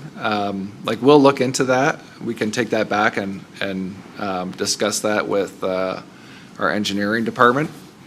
But the engineer who put that grading plan together is actually here tonight, and he also might be able to provide some comments on what they're trying to do to address drainage, because that was one of the directions we gave them based on the public meeting from this past spring about all the concerns regarding drainage. Madam Chair, the reason I bring this up was because there was concerns by the neighbors of a flooding caused by the amount of dirt that was already brought in. And now there's 119 loads on top of the fact that they have a problem already with what's there. This is only going to compound the problem, and that's why I'm concerned about the drainage situation. If the drainage is not correct back then and there's a problem, how can it possibly be better by adding more dirt and increasing the potential of even a worse problem? Councilor Rayner, the dirt is there now. It's been there since the spring. What they're looking for is the approval to allow it to stay, or will it be removed? This is a new application for doing what it is they've already done that didn't have a correct application. So we are listening, and your question might be better put once we have the applicant's representatives speak to us about the engineering fee. But nothing more has come to the lot, and nothing more is coming. This is an application to allow the 119 loads to remain. I understand that. Okay. But my concern is if there's a problem now, this is only going to make it worse if it's leveled out and there's already an existing problem before we even added more dirt. That's all I'm saying. We're fine. They aren't asking for more dirt. So if you'll just allow me, I'm going to get Councillor Maychuk, and then we'll get to the applicant's representatives to give us the engineering pictures. Councillor Madam Chair, May. they are asking for more dirt because they got 119 loads more than they were supposed to get, so they are asking for more dirt. I won't dispute that with you right now, thank you. okay? Thank you. Councillor. Through the chair to our director. I'll just wait for him to finish up here. I think he's asking some questions. Jarrett, I was just curious, being there's some history in this case, are you feeling more confident, more reassured that if we were to give approval, that they would follow up? Is there any reason or rationale why, as staff, you would think that things, for whatever reason, are better than what they may have been in the past? Through the mayor to Councilor Maychuk, I do believe this time around they will get it done. And part of that is because if they, I guess if council does not grant approval of this in due course, then those 119 loads would have to be removed from the site. And if that wasn't complied with, they could be subjected to daily fees or fines, which I don't think the applicants would want to see that either. So I do believe there seems to be a lot more communication this time around with the applicants and their agent.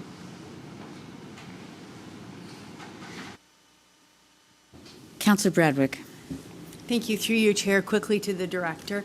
Have we had any of the public come to us since from April till now with further concerns about drainage in that area? I know we had a very dry summer.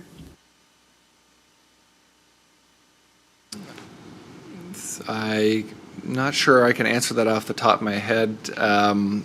Since bylaw is a different department now, so there may have been some received through bylaw that I'm not aware of. When we recirculated this notice, several of the residents did come back with some concerns again. So, but we can double check the bylaw records to see if there were any reports made during that period.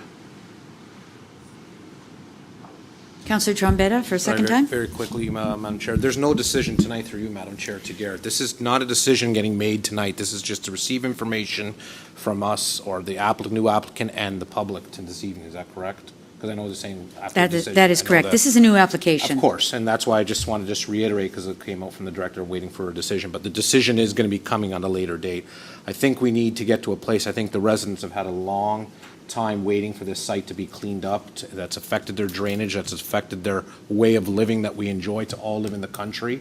So we need to get to a place where people can live in peace, like we've all lived in our lovely West Lincoln. So that's what I would like to see, Madam Chair, just for my comments, and I won't make any further more because, well, I'm quite sure other members of committee and the public would like to speak to this, so thank you. Thank you. It is my understanding, and I look to the staff for clarification, but this is a new application. The last one, the last application was not completed, and therefore, there's decisions that would be made at some point. But this new application has come forward for a public hearing to hear if we have any appetite for what, and then the staff will move forward with the appropriate direction from this committee when a report is listened and received. Okay, so, oops, sorry, Councillor That's okay. Riley, go ahead. I'll be brief. And I think I'm just seeking clarity to my understanding is there's no new ask that's presented now that was presented back in April. Is that correct through you, Madam Chair, to the Director? That is correct. The only thing different is they're not asking for that additional 900 loads above, which council denied So back in then, the spring. thank you. Sorry to cut you off there. And so back to you, Madam Chair. So just back to staff, it's a reasonable expectation that the recommendation forthcoming should be very similar to something that we had back in April, assuming everything aligns up. Because again, if there's no new ask, and this is something that council approved previously, but now it's treated as an entirely separate application, as if we never had something before, I just want to make sure that people in the audience and people at home who are watching understand that the recommendation is very unlikely to come back different. Is that a fair assumption? It's a good question. There's a possibility that the recommendation would come back the same way, but we want to hear, because of our bylaw requires a public consultation, we want to hear what the public have to say. We do take into consideration everything heard at the public meeting. And if a recommendation report were to come forward to allow for this 119 loads, we're still interested in understanding what the public's concerns are so that, to the best of the township's ability, those concerns can be addressed through whatever approvals are granted. So we still encourage anyone here this evening at that point in time to provide their comments, because that does affect, I believe, the recommendation that staff will bring forward. So then lastly, Madam Chair, back to you, the Director. Comments made at a previous meeting, they're not grandfathered in. So anybody who made comments last time, should they be making those comments again this time? Because this is treated entirely as a different application, as if they're applying for the first time, even though we know they're not. So through the chair to Councilor Riley, so this is under our site alteration bylaw. This doesn't follow anything under the Planning Act per se. Okay. So where if it was something done under the Planning Act, it would be a completely new application, and we would have to ignore everything made under previous applications. Staff still recall the concerns that were made and the discussions that were made, and regardless of what's brought forward this evening, we'll still take those into consideration, what we heard. But we do encourage the public to, if they have concerns, raise them tonight. Okay, and then one more thing, sorry, I know I said the last one was the last one. That was but the this will last be one. To you, Madam Chair, is this appealable to the OLT? Through the chair to Councilor Riley, there's no appeal mechanism under our site That's alteration what I bylaw. wanted to confirm, because when you mentioned that, because it doesn't fall under the Planning Act, I was like, oh, this is not appealable, but I wanted that on record. Thank you. So, as it states, does council have any questions of clarification for administration? And in your discussion, seeing no other members of council at this point, you mentioned that we would likely request an increased deposit, and you said 10,000 or thereabouts. Would we be looking at a deposit that would be that would cover the removal of the entire 119 loads if the process stopped again? So the retained deposit would be there so that the township would undergo the removal if there was no satisfactory solution or approval. So when this application came forward with last spring, there was a recommendation for $10,000. I think it's a large enough number to incentivize compliance, but it's not, I don't believe it would probably sufficiently cover, it might, we'd have to do some work to see if that would sufficiently cover. And that was my question, Yeah. Mr. Borma. It was that 10,000 maybe or about would be something that would be given consideration as to what the true cost would be. And if we decided to take 75% or something, it would be substantial enough so that if the ultimate decision were that there was not going to be an approval, and we're not suggesting there is or there isn't tonight, but that there would expect to be a deposit that was substantial enough for the township not to bear the burden of any removal of dirt if it was required, if it was required. Is that correct? Yes, so that, I believe the 10,000 back in the spring was more to ensure, because council had given approval of that material to stay on the site. It was more to ensure that the site would be properly graded, and if there were any road issues that were identified because of the trucks and whatnot, that would help cover those costs. I don't believe at that point in time it was the cost to remove any of the dirt, because at that time council granted approval subject to those conditions to allow that dirt to stay. And I guess the other point I did mention it to is the other tool that the township has and a lot of municipalities have is the administrative monetary penalties, which is to achieve compliance, they can issue daily tickets at a certain amount of money to get to compliance as well. So, Thank you, Mr. Borma. Seeing no other questions at this point, for clarification, is the applicant or their authorized agent or agents present to speak to the application?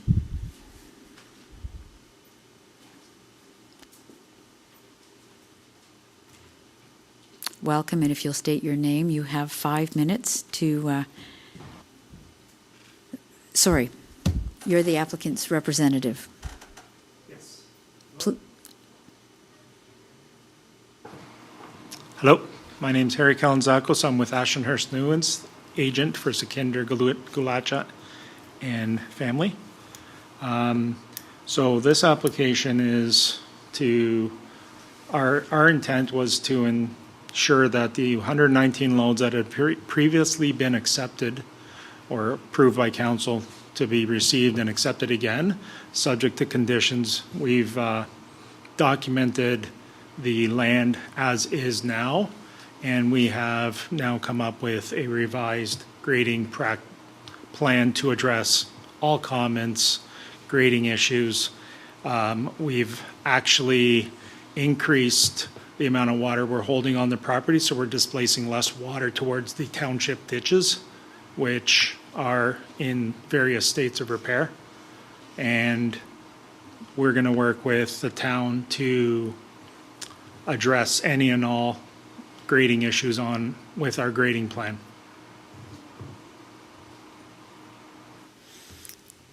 Is that the conclusion of your suggestion? Okay, comments? Yeah, I'm here to answer any questions. Thank you.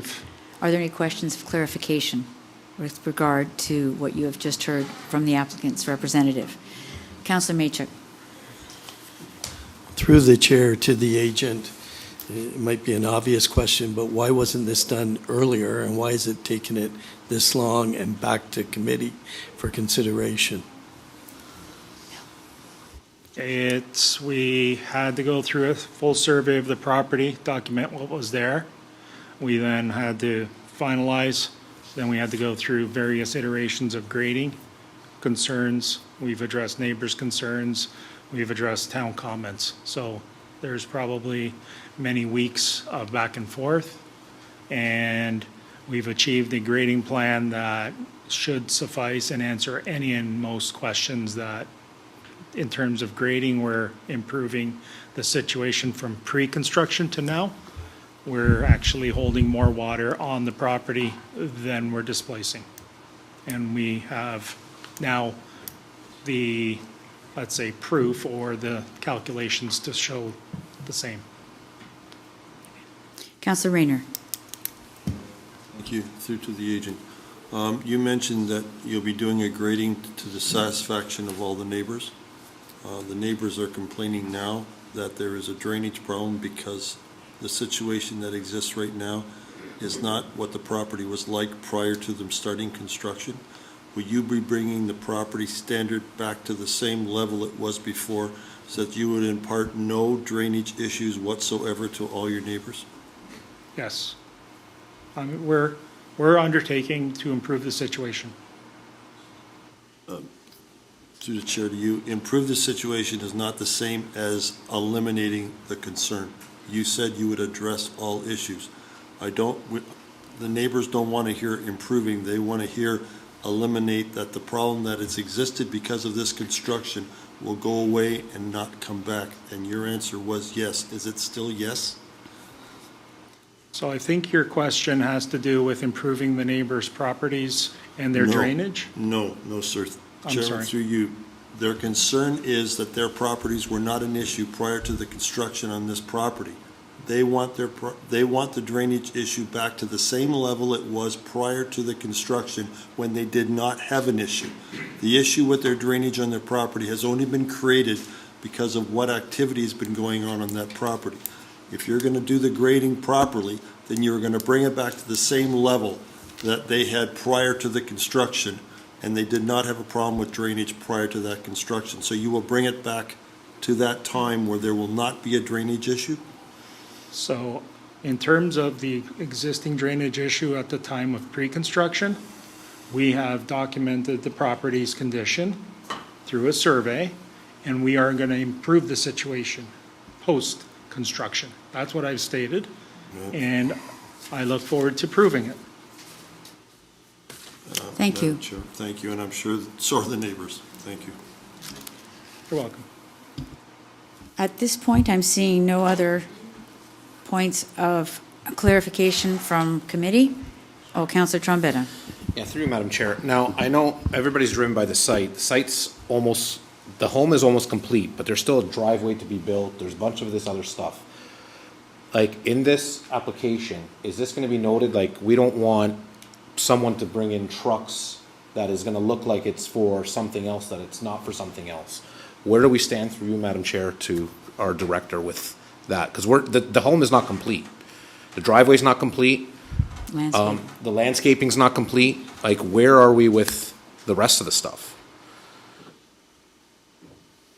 Through you, Madam Chair, to Mr. Director, if you can answer this question at this time. I apologize. Can you say that question one more time? So the home is, I would say, looking, I don't know what the interior of the home is, but let's just say the home is 80% complete. The driveway's not complete, the landscaping's not complete. There's still some outstanding issues to get this home to have country grass like we all do. Now, with the applicant requesting to,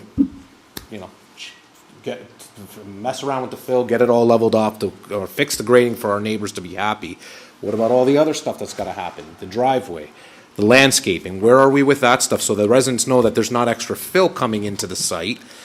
Because what's going to happen here is they're going to say, well, we're fixing our driveway, we're fixing for topsoil, but all of a sudden all these trucks are showing up and then we have problems again. I don't want to see that. Through you, Madam Chair, to the director. So can you clarify that? So there's a table in the staff report this evening that shows basically how we got to the 119 loads that were exempt. And under our site alteration bylaw, you'll see that a certain amount of certain materials are exempt up to a certain threshold.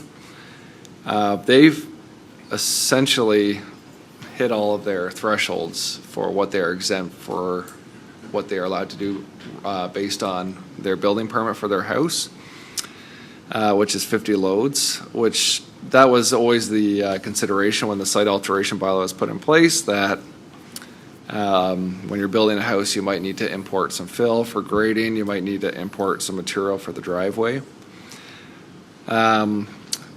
Just last week, the applicants did ask if they could bring in asphalt grinding material for the driveway, approximately 80 loads. We asked them to hold off on that request because we need to deal with this first. So the first time around, though, we did say anything related to the construction of the house, we would still exempt. For instance, at that time, they were asking for sand delivery to do an interlocking patio at the back. So we were willing to allow for that. There was some discussion around additional topsoil needed for the septic bed. Our septic inspector and chief building official went to the property. They determined that there was enough material on the property that they could use to make that work without having to import additional. So I don't know if that answer is going to cover everything, but it does. It answers the majority. Through Madam Chair, to the owner's applicant, where are we with the completion? Where are we with what is your client's timeframes given you? Because obviously this has been going on since April. So upon approval of the grading plan with the town, they will, I don't know the exact timing, but they're aiming to have most of it done before winter. Currently, we're trying to move the dirt around and have most of the Well, we're running it, through you, Madam Chair, we're running it close. I do, when I'm in the field of construction. Weather is not on our side as what we're heading into. Yep. So, ideally, if we have this type of weather till December, yeah, you're okay, but it doesn't look like that's, unless something's changed in Canada, which we're going to. But we know we're not going to expect that weather. It's going to turn very, very quickly on us, and we won't be able to turn a wheel, especially in our clay of West Lincoln. So I'd like to see, Madam Chair, some timelines, because that is the other problem here. We've been, since April, this has been ongoing. And it's been, I like to use the word, been delayed, ignored, whatever the case may be. But it's been since April, and the residents have to live with this for quite a substantial period. Now we're going to get into the blowing of the dust and the wind and the snow, and all that dirt's flying around people's properties and clogging our ditches and doing all the lovely stuff that we don't like to see. So obviously, it's a bit of a sticking point, you can see with myself, and the rest of this committee. So I'd like to see some timeframes through this. I'd like to put that on the record as well, Madam Chair. Thank you. So I'm hearing that at the appropriate time, you want consideration for timelines and time-bound hearings. So at the appropriate time, any other further questions? Clarifications? Microphone. I do apologize. Any other questions of clarification from committee? Seeing none, the floor is now open to members of the public to come forward and provide counsel with any oral or written submissions, either in person or on Zoom, pertaining to the proposed site alteration application. When coming forward to speak, please provide your full name, and speakers will be allowed up to 5 minutes to make their comments to council, after which council may ask questions of clarification related to the submission. Individuals are allowed to speak once per application. And I must note that we have received 3 written submissions, members of committee, that you will have 2 in hard copy and 1 that was received this evening via email. So those will be considered and taken into consideration by the clerk and passed on to staff. Is there anyone here tonight that wishes to speak with regard to the application we're speaking of right now, which is pertaining to 3118 Grassy Road? Sir, if you'll give us your name, that would be great. Hello, my name is Tony Vandenarend. I live south of the property of 3118 Grassy Road. We are farmers, and I have some concerns. One of the concerns is how can West Lincoln allow somebody to put 462 loads of material on the property, and then afterwards they exceed what they say with way more loads? Who is the one who is the counting? Because I I see there is a problem. It is very hard to count that, because what happens is the applicant does the truckload counting on his own property. If I got it right, that means conflict of interest, because this should be actually a person with no relationship with the owner. And then the second one is that the applicant contractor reassures that the material is clean fill, and that is a second conflict of interest, because the contractor is also hired by the owner. That should be also somebody that has no relationship with the owner. That should be different. If you go to a fruit stand and you see a camera, I said to the owner, "Why do you have a camera?" He said, "Well, people are dishonest." Now, in this case, we are talking about a lot more money than a box of peaches. So I think to make something accountable, there should be different rules in that bylaw so that we can put a stop on something when they go over. Also, what this brings into being is that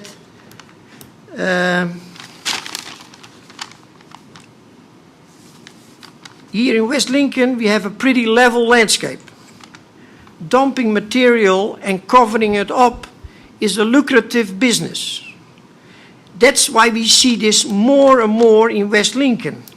West Lincoln is not a dumping ground. We in Grassy are concerned about our wells, our cisterns, and our ponds. If they get contaminated, who is accountable for it then? Cleaning up contamination is very, very expensive and often not reversible. Think about the West Lincoln PCB drama that we had in the early 80s. The taxpayer is paying for it. And those are we. We are the taxpayers. That is something I'm concerned about. Thank you.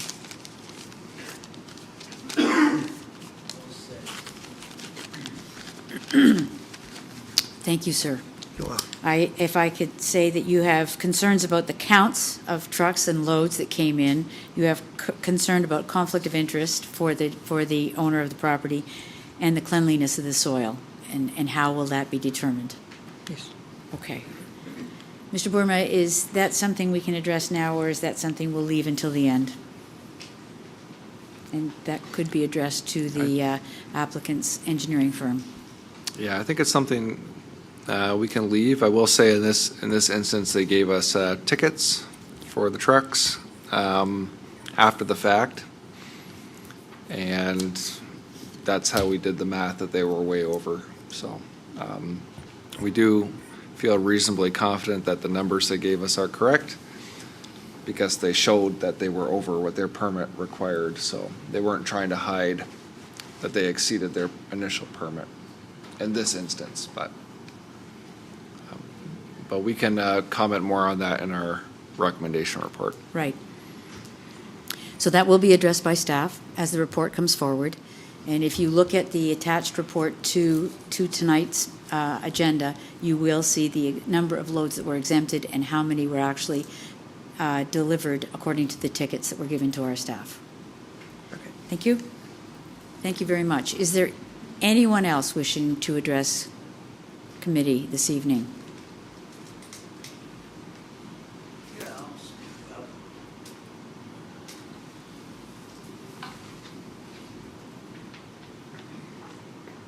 Everybody talking to us right here. Yeah. So I live in Grassy. Your name, please, sir?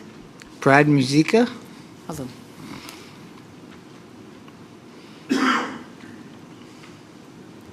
And Yes, sir. yeah, so I live down the road from the alleged whatever house. From 3118 Grassy Whatever, Road. yeah, Okay. yeah.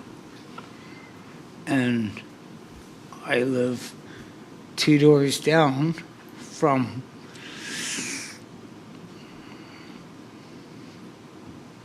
where I live, and he put in a mountain of dirt, right? And finally, you guys, my dad stepped in and said, "Hey, enough's enough." So just a truckload. It's a mountain. It's a ski mountain. Like, you go skiing. So what's to stop me from doing the same shit? Because I have like 50 acres there, right? I'm not, sorry to say the S word, but I could do the same thing. Because I know it's a cash cow, right? Or I could let the farmer plant soy or corn or whatever, right? Pay him his $250 a year or whatever it is, right? Or I could say, screw it, and just get the trucks in there. Bang, bang, bang, bang, bang. That's how it was when my parents were retiring. Just bang, bang, bang. So the trucks were just rolling in there. I'm telling, and I didn't live there. I just was there sometimes. I was like, holy caroli, when's the truck stop? So, you know, I'm just talking out loud. So, sir, I'm just looking for the question or the concern that you'd like to bring forward. We do have rules in place for site Yeah. alteration. I know. Brad, come on, Emma, come on, come on, come on. what's up? Hey, come on. Oh, okay, come on. Yeah. Okay, we're done. You know what I'm saying? We have got your point, sir, that there was a lot of dirt brought in. It was very high, and it was Yeah, it it's a created a mountain. site alteration. It's So a that will mountain. be addressed in the report that's coming forward. It's not a big deal to me now, but I'm just saying, I could do the same thing, And we understand. and I don't want to. Understood. Thank you. Okay. All good, Brett? Okay, come on. Okay, come on. Nope. Let's go that way.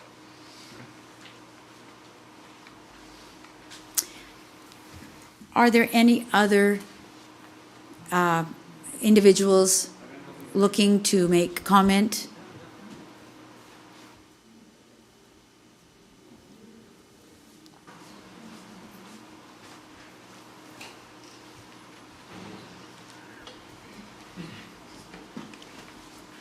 Sorry, you'll have to share the microphone, so if you want to speak, get close to it.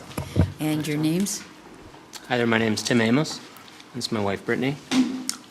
We are I apologize, I guess my understanding was that the previous comments from previous meeting are effectively null and void, so I'm just going to read. No, the staff are listening to that. This is Okay. not a normal OLT Okay. application. This is a site Okay, so- alteration. Okay. And that will be heard and used as part of what it is that will be determined in the staff report. This is further comment, if Okay. you'd like to make them.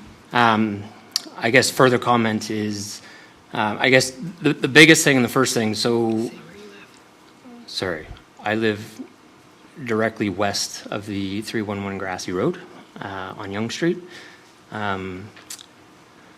So in my previous work experience on heavy civil construction, part of moving soil required written permission from property owners that it was okay to dump soil on their property. It also required soil analysis. And I can tell you, just standing on the road, which I know was previously stated, that what has been dropped, at least at the surface of this property, is not soil. It is brick, it is block, it's concrete. You can see it from Yonge Street. What happens when it rains and that goes into our ditches? Because I'll remind you that 311 Grassy is effectively at the top of the hill of Young Street. So it slopes down towards the concession. So where are the soil analysis reports? And quite frankly, how many have been taken? Because there is an allotment that you need per, whatever, 10,000 cubic meters of soil, whatever the numbers are. You need a soil analysis. You need a borehole sample. Where are they coming from? Are they coming from the GTA? Are they coming from a big condo build that's 100 feet down in the ground? Where is that soil coming from? Because as a direct neighbor, I would like to know. A comment to the owner's representative, just, I don't know where he lives by any means, but as someone who's lived there for about a year, when we bought the house about a year ago, we got in there in June, and the space between our properties was saturated to the point where you couldn't walk through it. 1 year following, we had so much water that our pool was overflowing. We had approximately 8 inches of water up against our back foundation wall. Water got in. I spent 3 weeks sump pumping it out to the ditch. What happens if that happens every year? Who do I write a bill to? For sump pumps, for hoses, for my time? To clarify, we're not here to make enemies with our new neighbors. We're actually very involved in West Lincoln. I was just volunteering at the Rural Expo. I know my neighbors. I bring them granola and bread. I'm here to make West Lincoln their forever home with our kids. So to the owners of the property beside us, welcome. We're new to West Lincoln too. We just want to feel like the town is also backing dollar that we had as a young family that we put into building our dream, the humble little bungalow next door that we renovated, my husband with his own hands. Want to feel like not scared every spring. And right now I don't feel confident that the town is backing our interest too. Upon looking at the plans, like my husband worked in engineering for 10 years, there's got to be more. There's got to be more so my kids can play in the yard and it not be a swamp. And we just want to feel more confident in that plan. Again, we want to work together as neighbors with our new neighbors. We're not looking for enemies. You can talk to anyone in this room who's come here to support. I'm here about community and making friends with my neighbors. I just want to stress that. I just want our property protected, the 1 acre property immediately beside it. And I'd love to start that relationship with my neighbors off on a better note than this. I just want to feel confident that the town is looking into this and that we're protected too.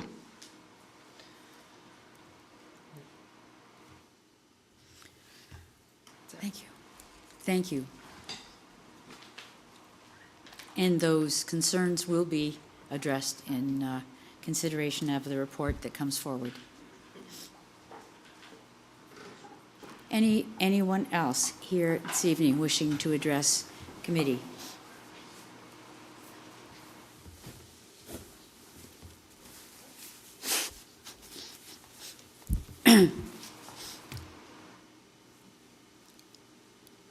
Anyone else here this evening wishing to address committee? I just want to ask one more time, sir. Yeah. Okay, so my apologies for that whole thing. Okay, first of all, okay, hi everyone. Okay, so I'm Dennis Wonenberg. I live on 3107 South Greensboro Road 15.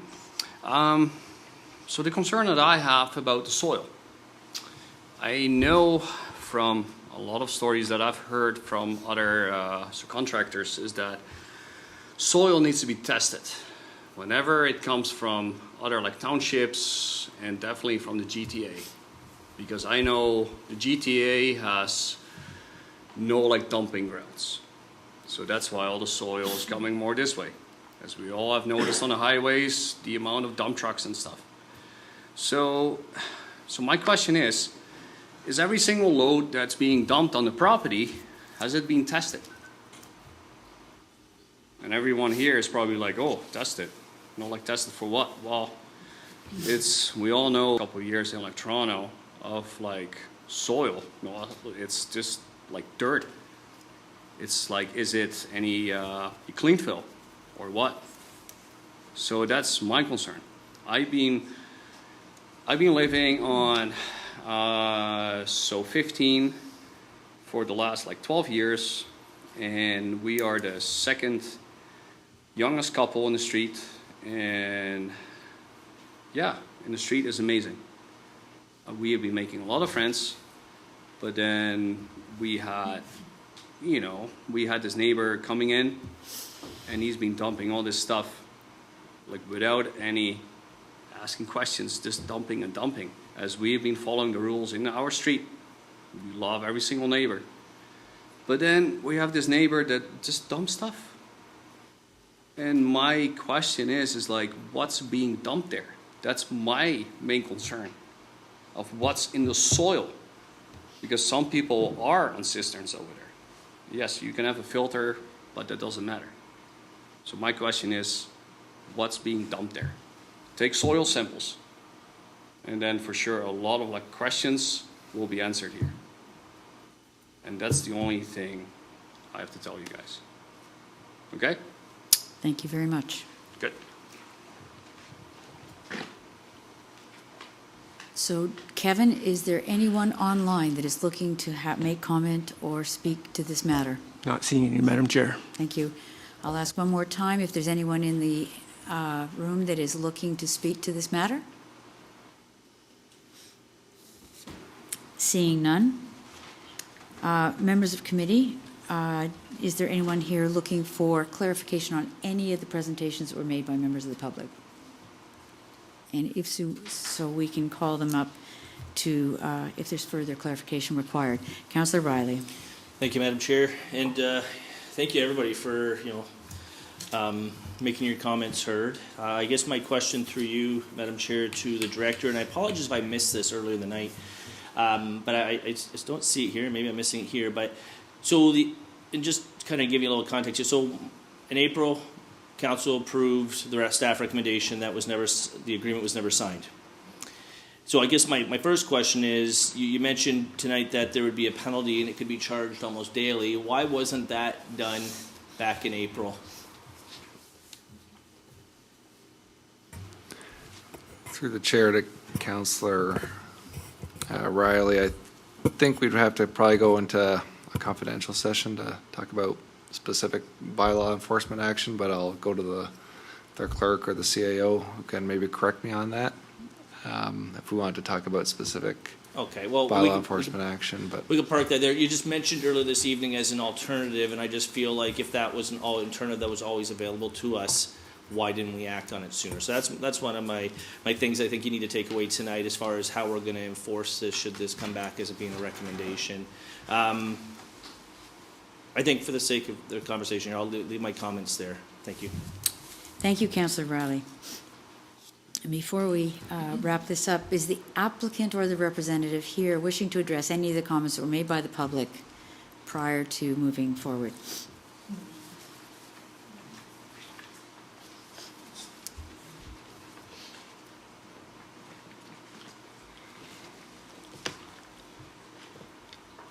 Hello?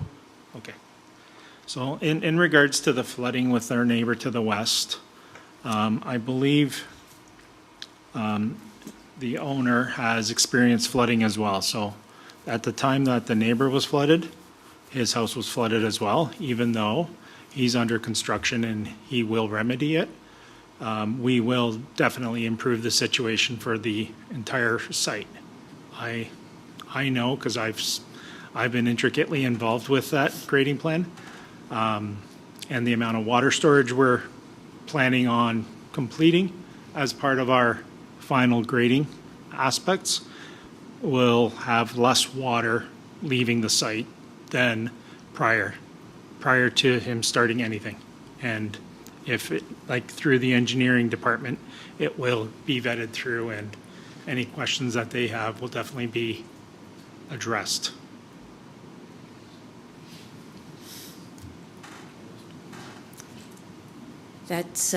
Those are your summation of comments regarding the public input at this point in time? Yes.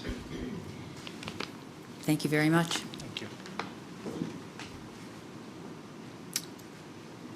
Are there any other questions from members of committee for clarification only to administration?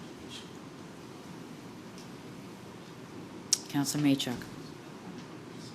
Through the chair to our director, and again, sometimes I ask questions that maybe I should know, but in this case I don't. We heard from the residents' concerns over lack of soil analysis. Going forward, is it the intention of staff that there will be some soil sampling to ensure that it's clean?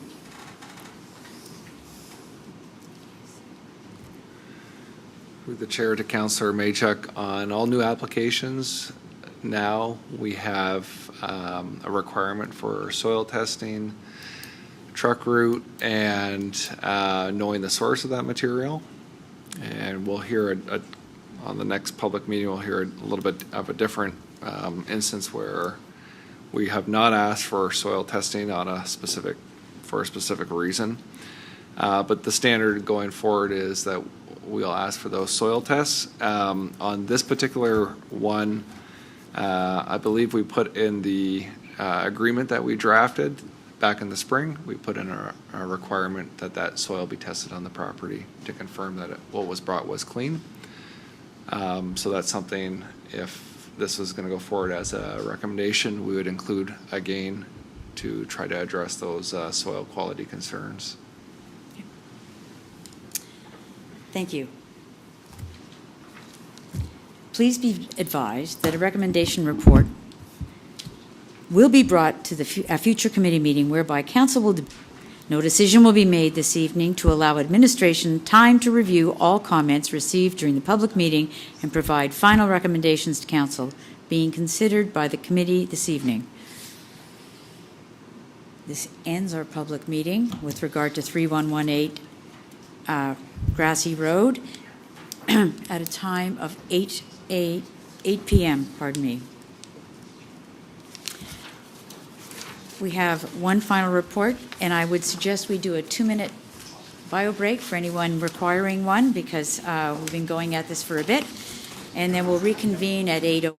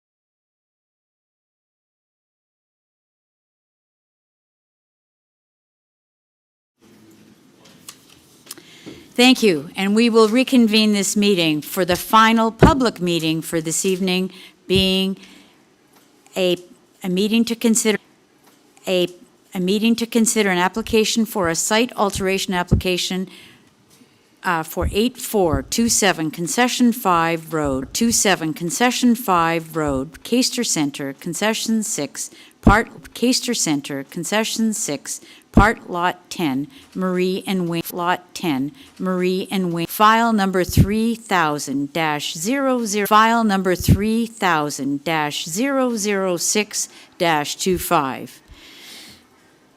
Council must hold a public meeting for the purpose of informing the public. The purpose of this public meeting is to receive comments from the public and is the only opportunity to provide council feedback with respect to the application. It is the function of council to listen to public comments and ask questions of clarification only. It is not the function of council to debate the merits of the application during the public meeting or respond to questions posed by the public during this public meeting. Should the public have any questions on the application, please contact planning staff and they will provide any information being requested. Please be aware that council debate of an application will occur at a subsequent meeting with an accompanying recommendation report regarding the proposed site alteration permit. We stress that at this point no decision has been made on the proposed amendment and any comments received will be taken into consideration by council.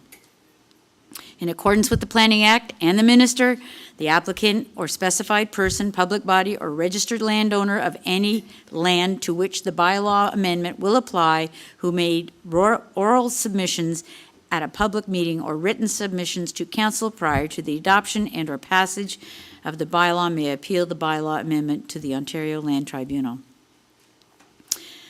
Mr. Clerk, would you please provide the method and dates by which notice of the public meeting was given?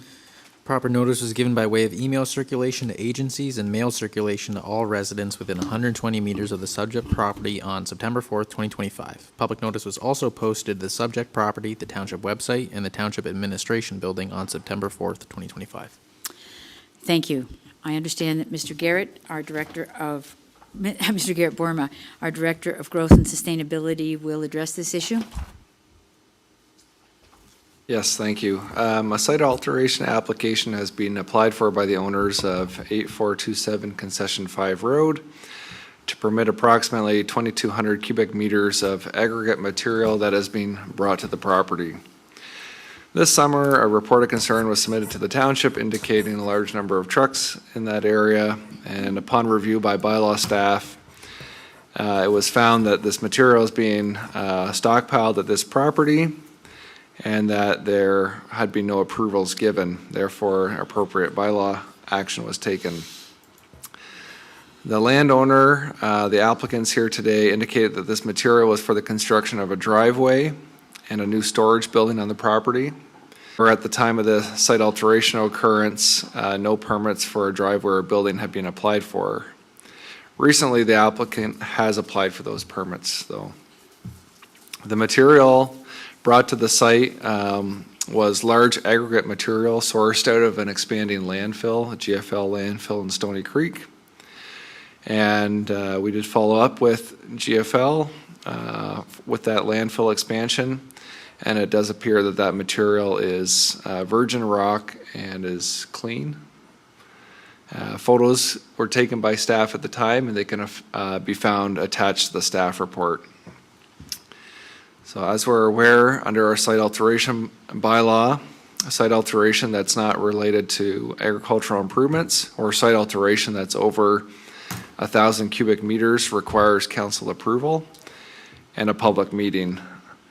The applicants are here this evening as well for any potential questions as well. That concludes my presentation. Thank you, Mr. Borma. Does council have any questions with regard to the clarification given by administration? No? Okay. Councillor Rayner?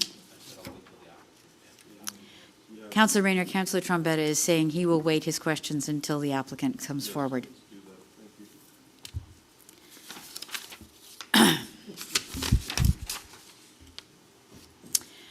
Okay, there seeing no questions from members of this committee, I would ask if the applicant or their authorized agent is here, present, and wanting to speak. Please state your name. Good evening, Madam Mayor and the members of council. Thank you, Mr. Dutton. I'm here to answer any questions. Go ahead, Mike. Is there anything that you wish to put forward before we allow members of committee? No, it's all pretty self-explanatory what Garrett had mentioned. The only thing here is the materials that were brought in was really premature, 100% ignorance on my behalf, not realizing a permit was required because it was established home. Once we found out the permit was needed, all the trucks were stopped immediately. We were given a fine, we paid the fine, now we're here. Thank you, Mr. Dutton. Are there any questions of clarification from committee? No, Councillor Trombetta, I'll acknowledge you. I should have said, thank you, should acknowledge the chair there. No, I've spoken to Mr. Dutton on the phone, we've had conversations. He obviously went through the appropriate process. Again, there was some confusion, because I was confused myself when he said about the existing home, and this was for the driveway and the property. So, I'm glad that this is what we're looking for residents, they to reach out to members of this council to ask the questions and then go through the right process. And so, in my opinion, I don't see an issue. You don't have an opinion tonight? No opinion, but I guess, there was no opinion. Not my opinion, but as I can see that there's nothing out of line in my eyes with this. You'll wait for the staff report? And wait for the staff report to come back, obviously, because I understand how it works. I apologize for giving my feelings across to the chair, and she's correcting me. But again, I'm glad the resident did go through the proper steps and the channels to get to where we are tonight. Madam Chair, is that better? Councillor Trombetta, thank you so much for your comments. Councillor Rayner. Mr. Dutton, I appreciate your honesty, and I gather now that things are back to where they're supposed to be and they'll be addressed properly, and I trust you don't have a train station down from your No property. train station, not here. Yeah, okay. Thank you. Oh. Councillor Rayner, you're finished with questions? Okay. Are there any other members of committee wishing to ask questions of the applicant?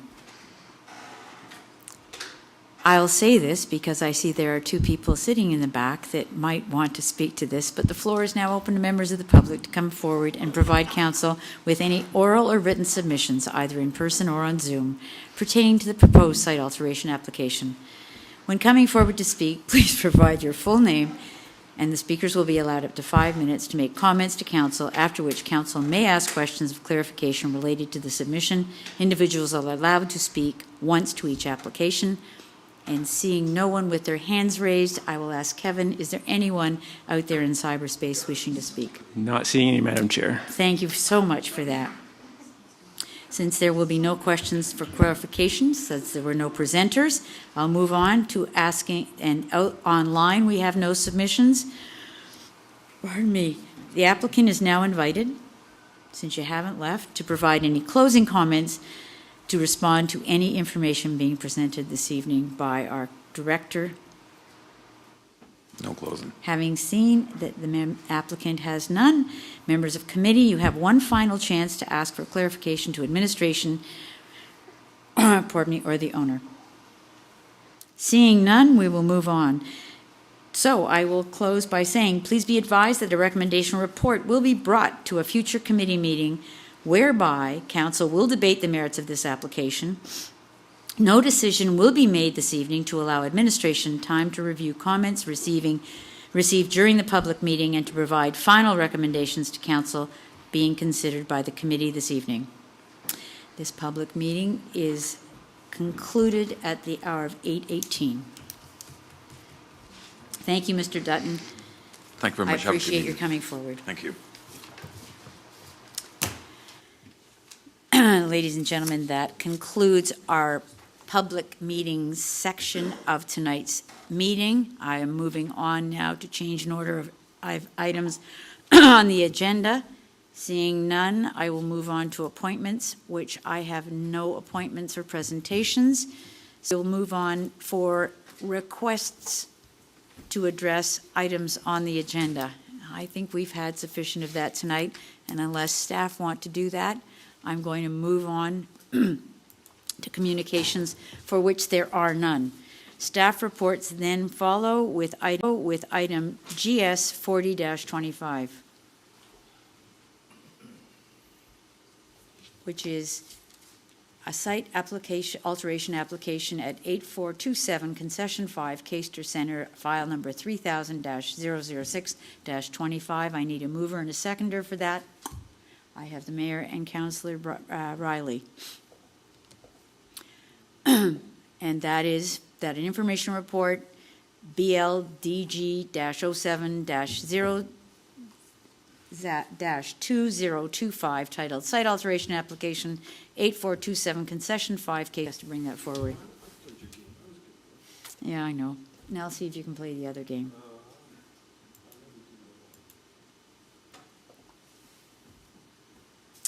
That, pardon me, that vote carries.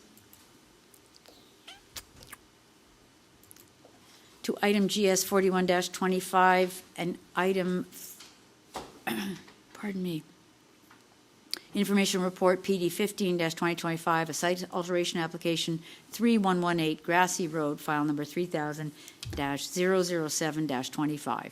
I need a mover and a seconder for that report. Councillor Riley, Councillor Bradrick.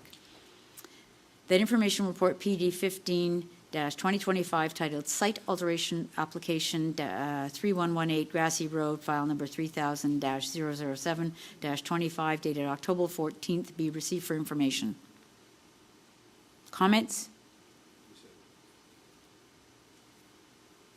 Thank you. That vote carries. Moving to report number GS 42-25, a recommendation report PD 39-2025, a zoning bylaw amendment for 1538 Regional Road 20, file number 1601-009-25. I need a mover and seconder for that report. Madam Mayor, Councillor Riley. And that report is that recommendation report PD 39-2025 titled Recommendation Report Zoning Bylaw Amendment for 1538 Regional Road 20, file number 1601-009-25, dated October 14th, 2025, be received, and that the application for the zoning bylaw amendment file number 1601-009-25 to rezone the severed parcel part 1 from agricultural A zone to residential low density R1A zone and service commercial C3 zone to the site-specific residential low-density R1A-247 zone be approved, and that 3, the application for the zoning bylaw amendment file number 1601-009-25 rezone the retained parcel part 2 agricultural A zone to the site-specific agricultural A-248 zone contained in Schedule B be approved in accordance with the attached amending zoning bylaw and schedule, and that council authorize the mayor and clerk to sign the necessary bylaw. Comments? Questions? Seeing none, Mr. Clerk, please put forward the vote.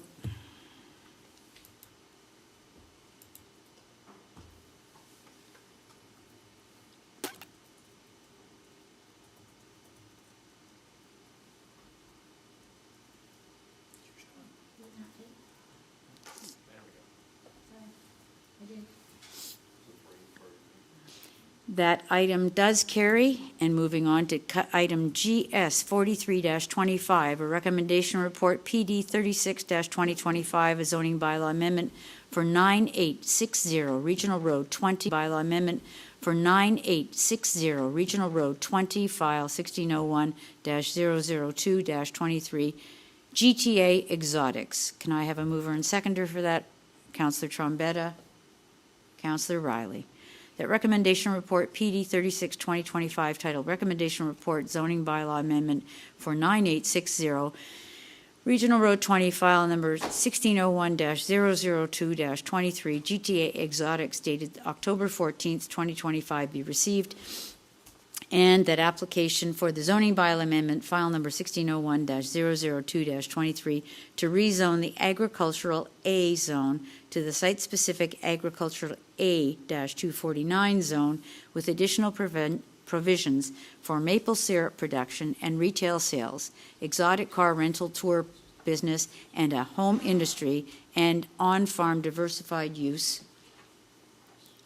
Reduced lot area and increased gross floor area dedicated for on-farm diversified uses contained in Schedule B be approved in accordance with the attached amending zoning bylaw and schedule, and that council authorize the mayor and clerk to sign the necessary bylaw. Comments, questions? Seeing none, Mr. Clerk, will you put forward the vote?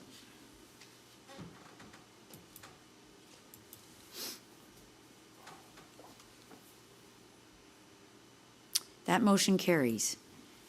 On to item GS, pardon me, 44-25, a recommendation report PD 36-2025 zoning bylaw amendment for 9860 Regional Road 20.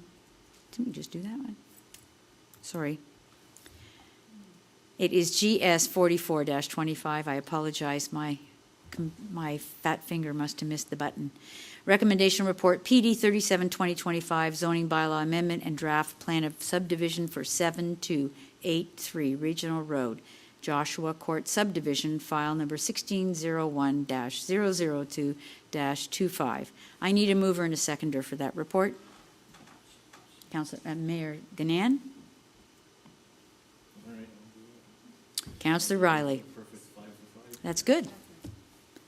Thank you. So, Madam Chair, may I just ask, isn't it on Regional Road 12?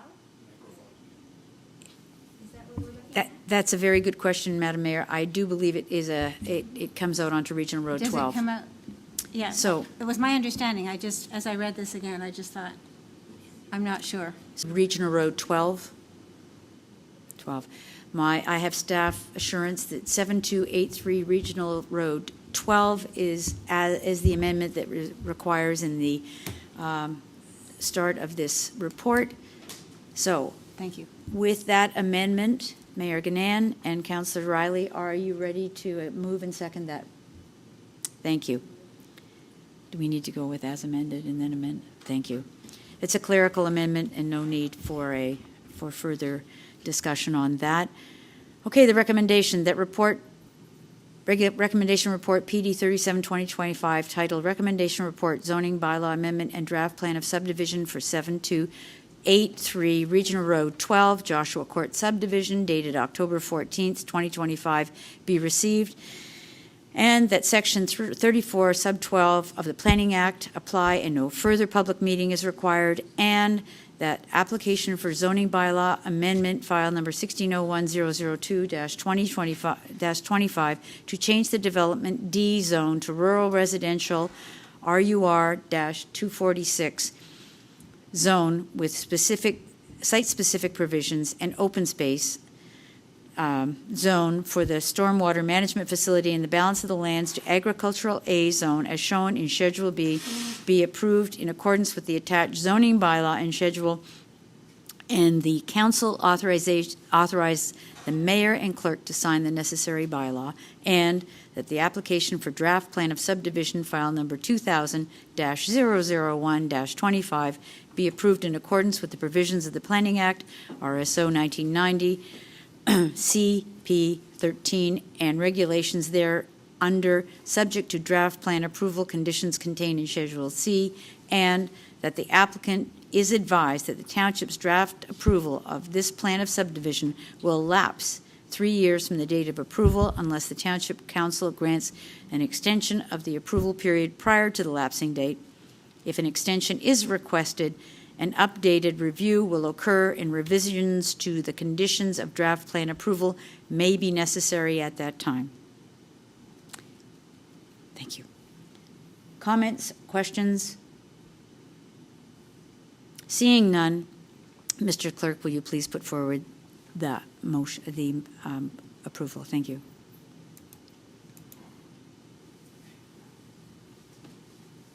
That ends the staff reports for this evening. We'll move on to other, that motion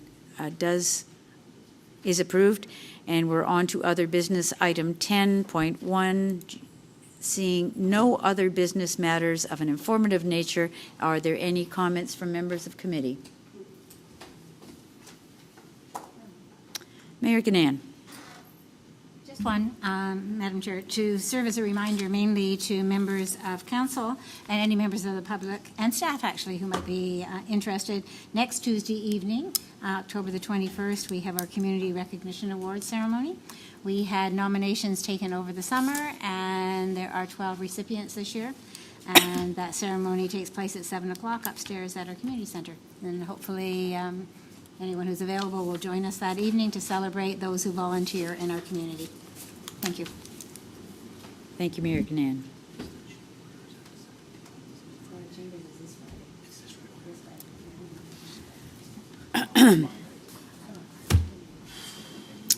New business.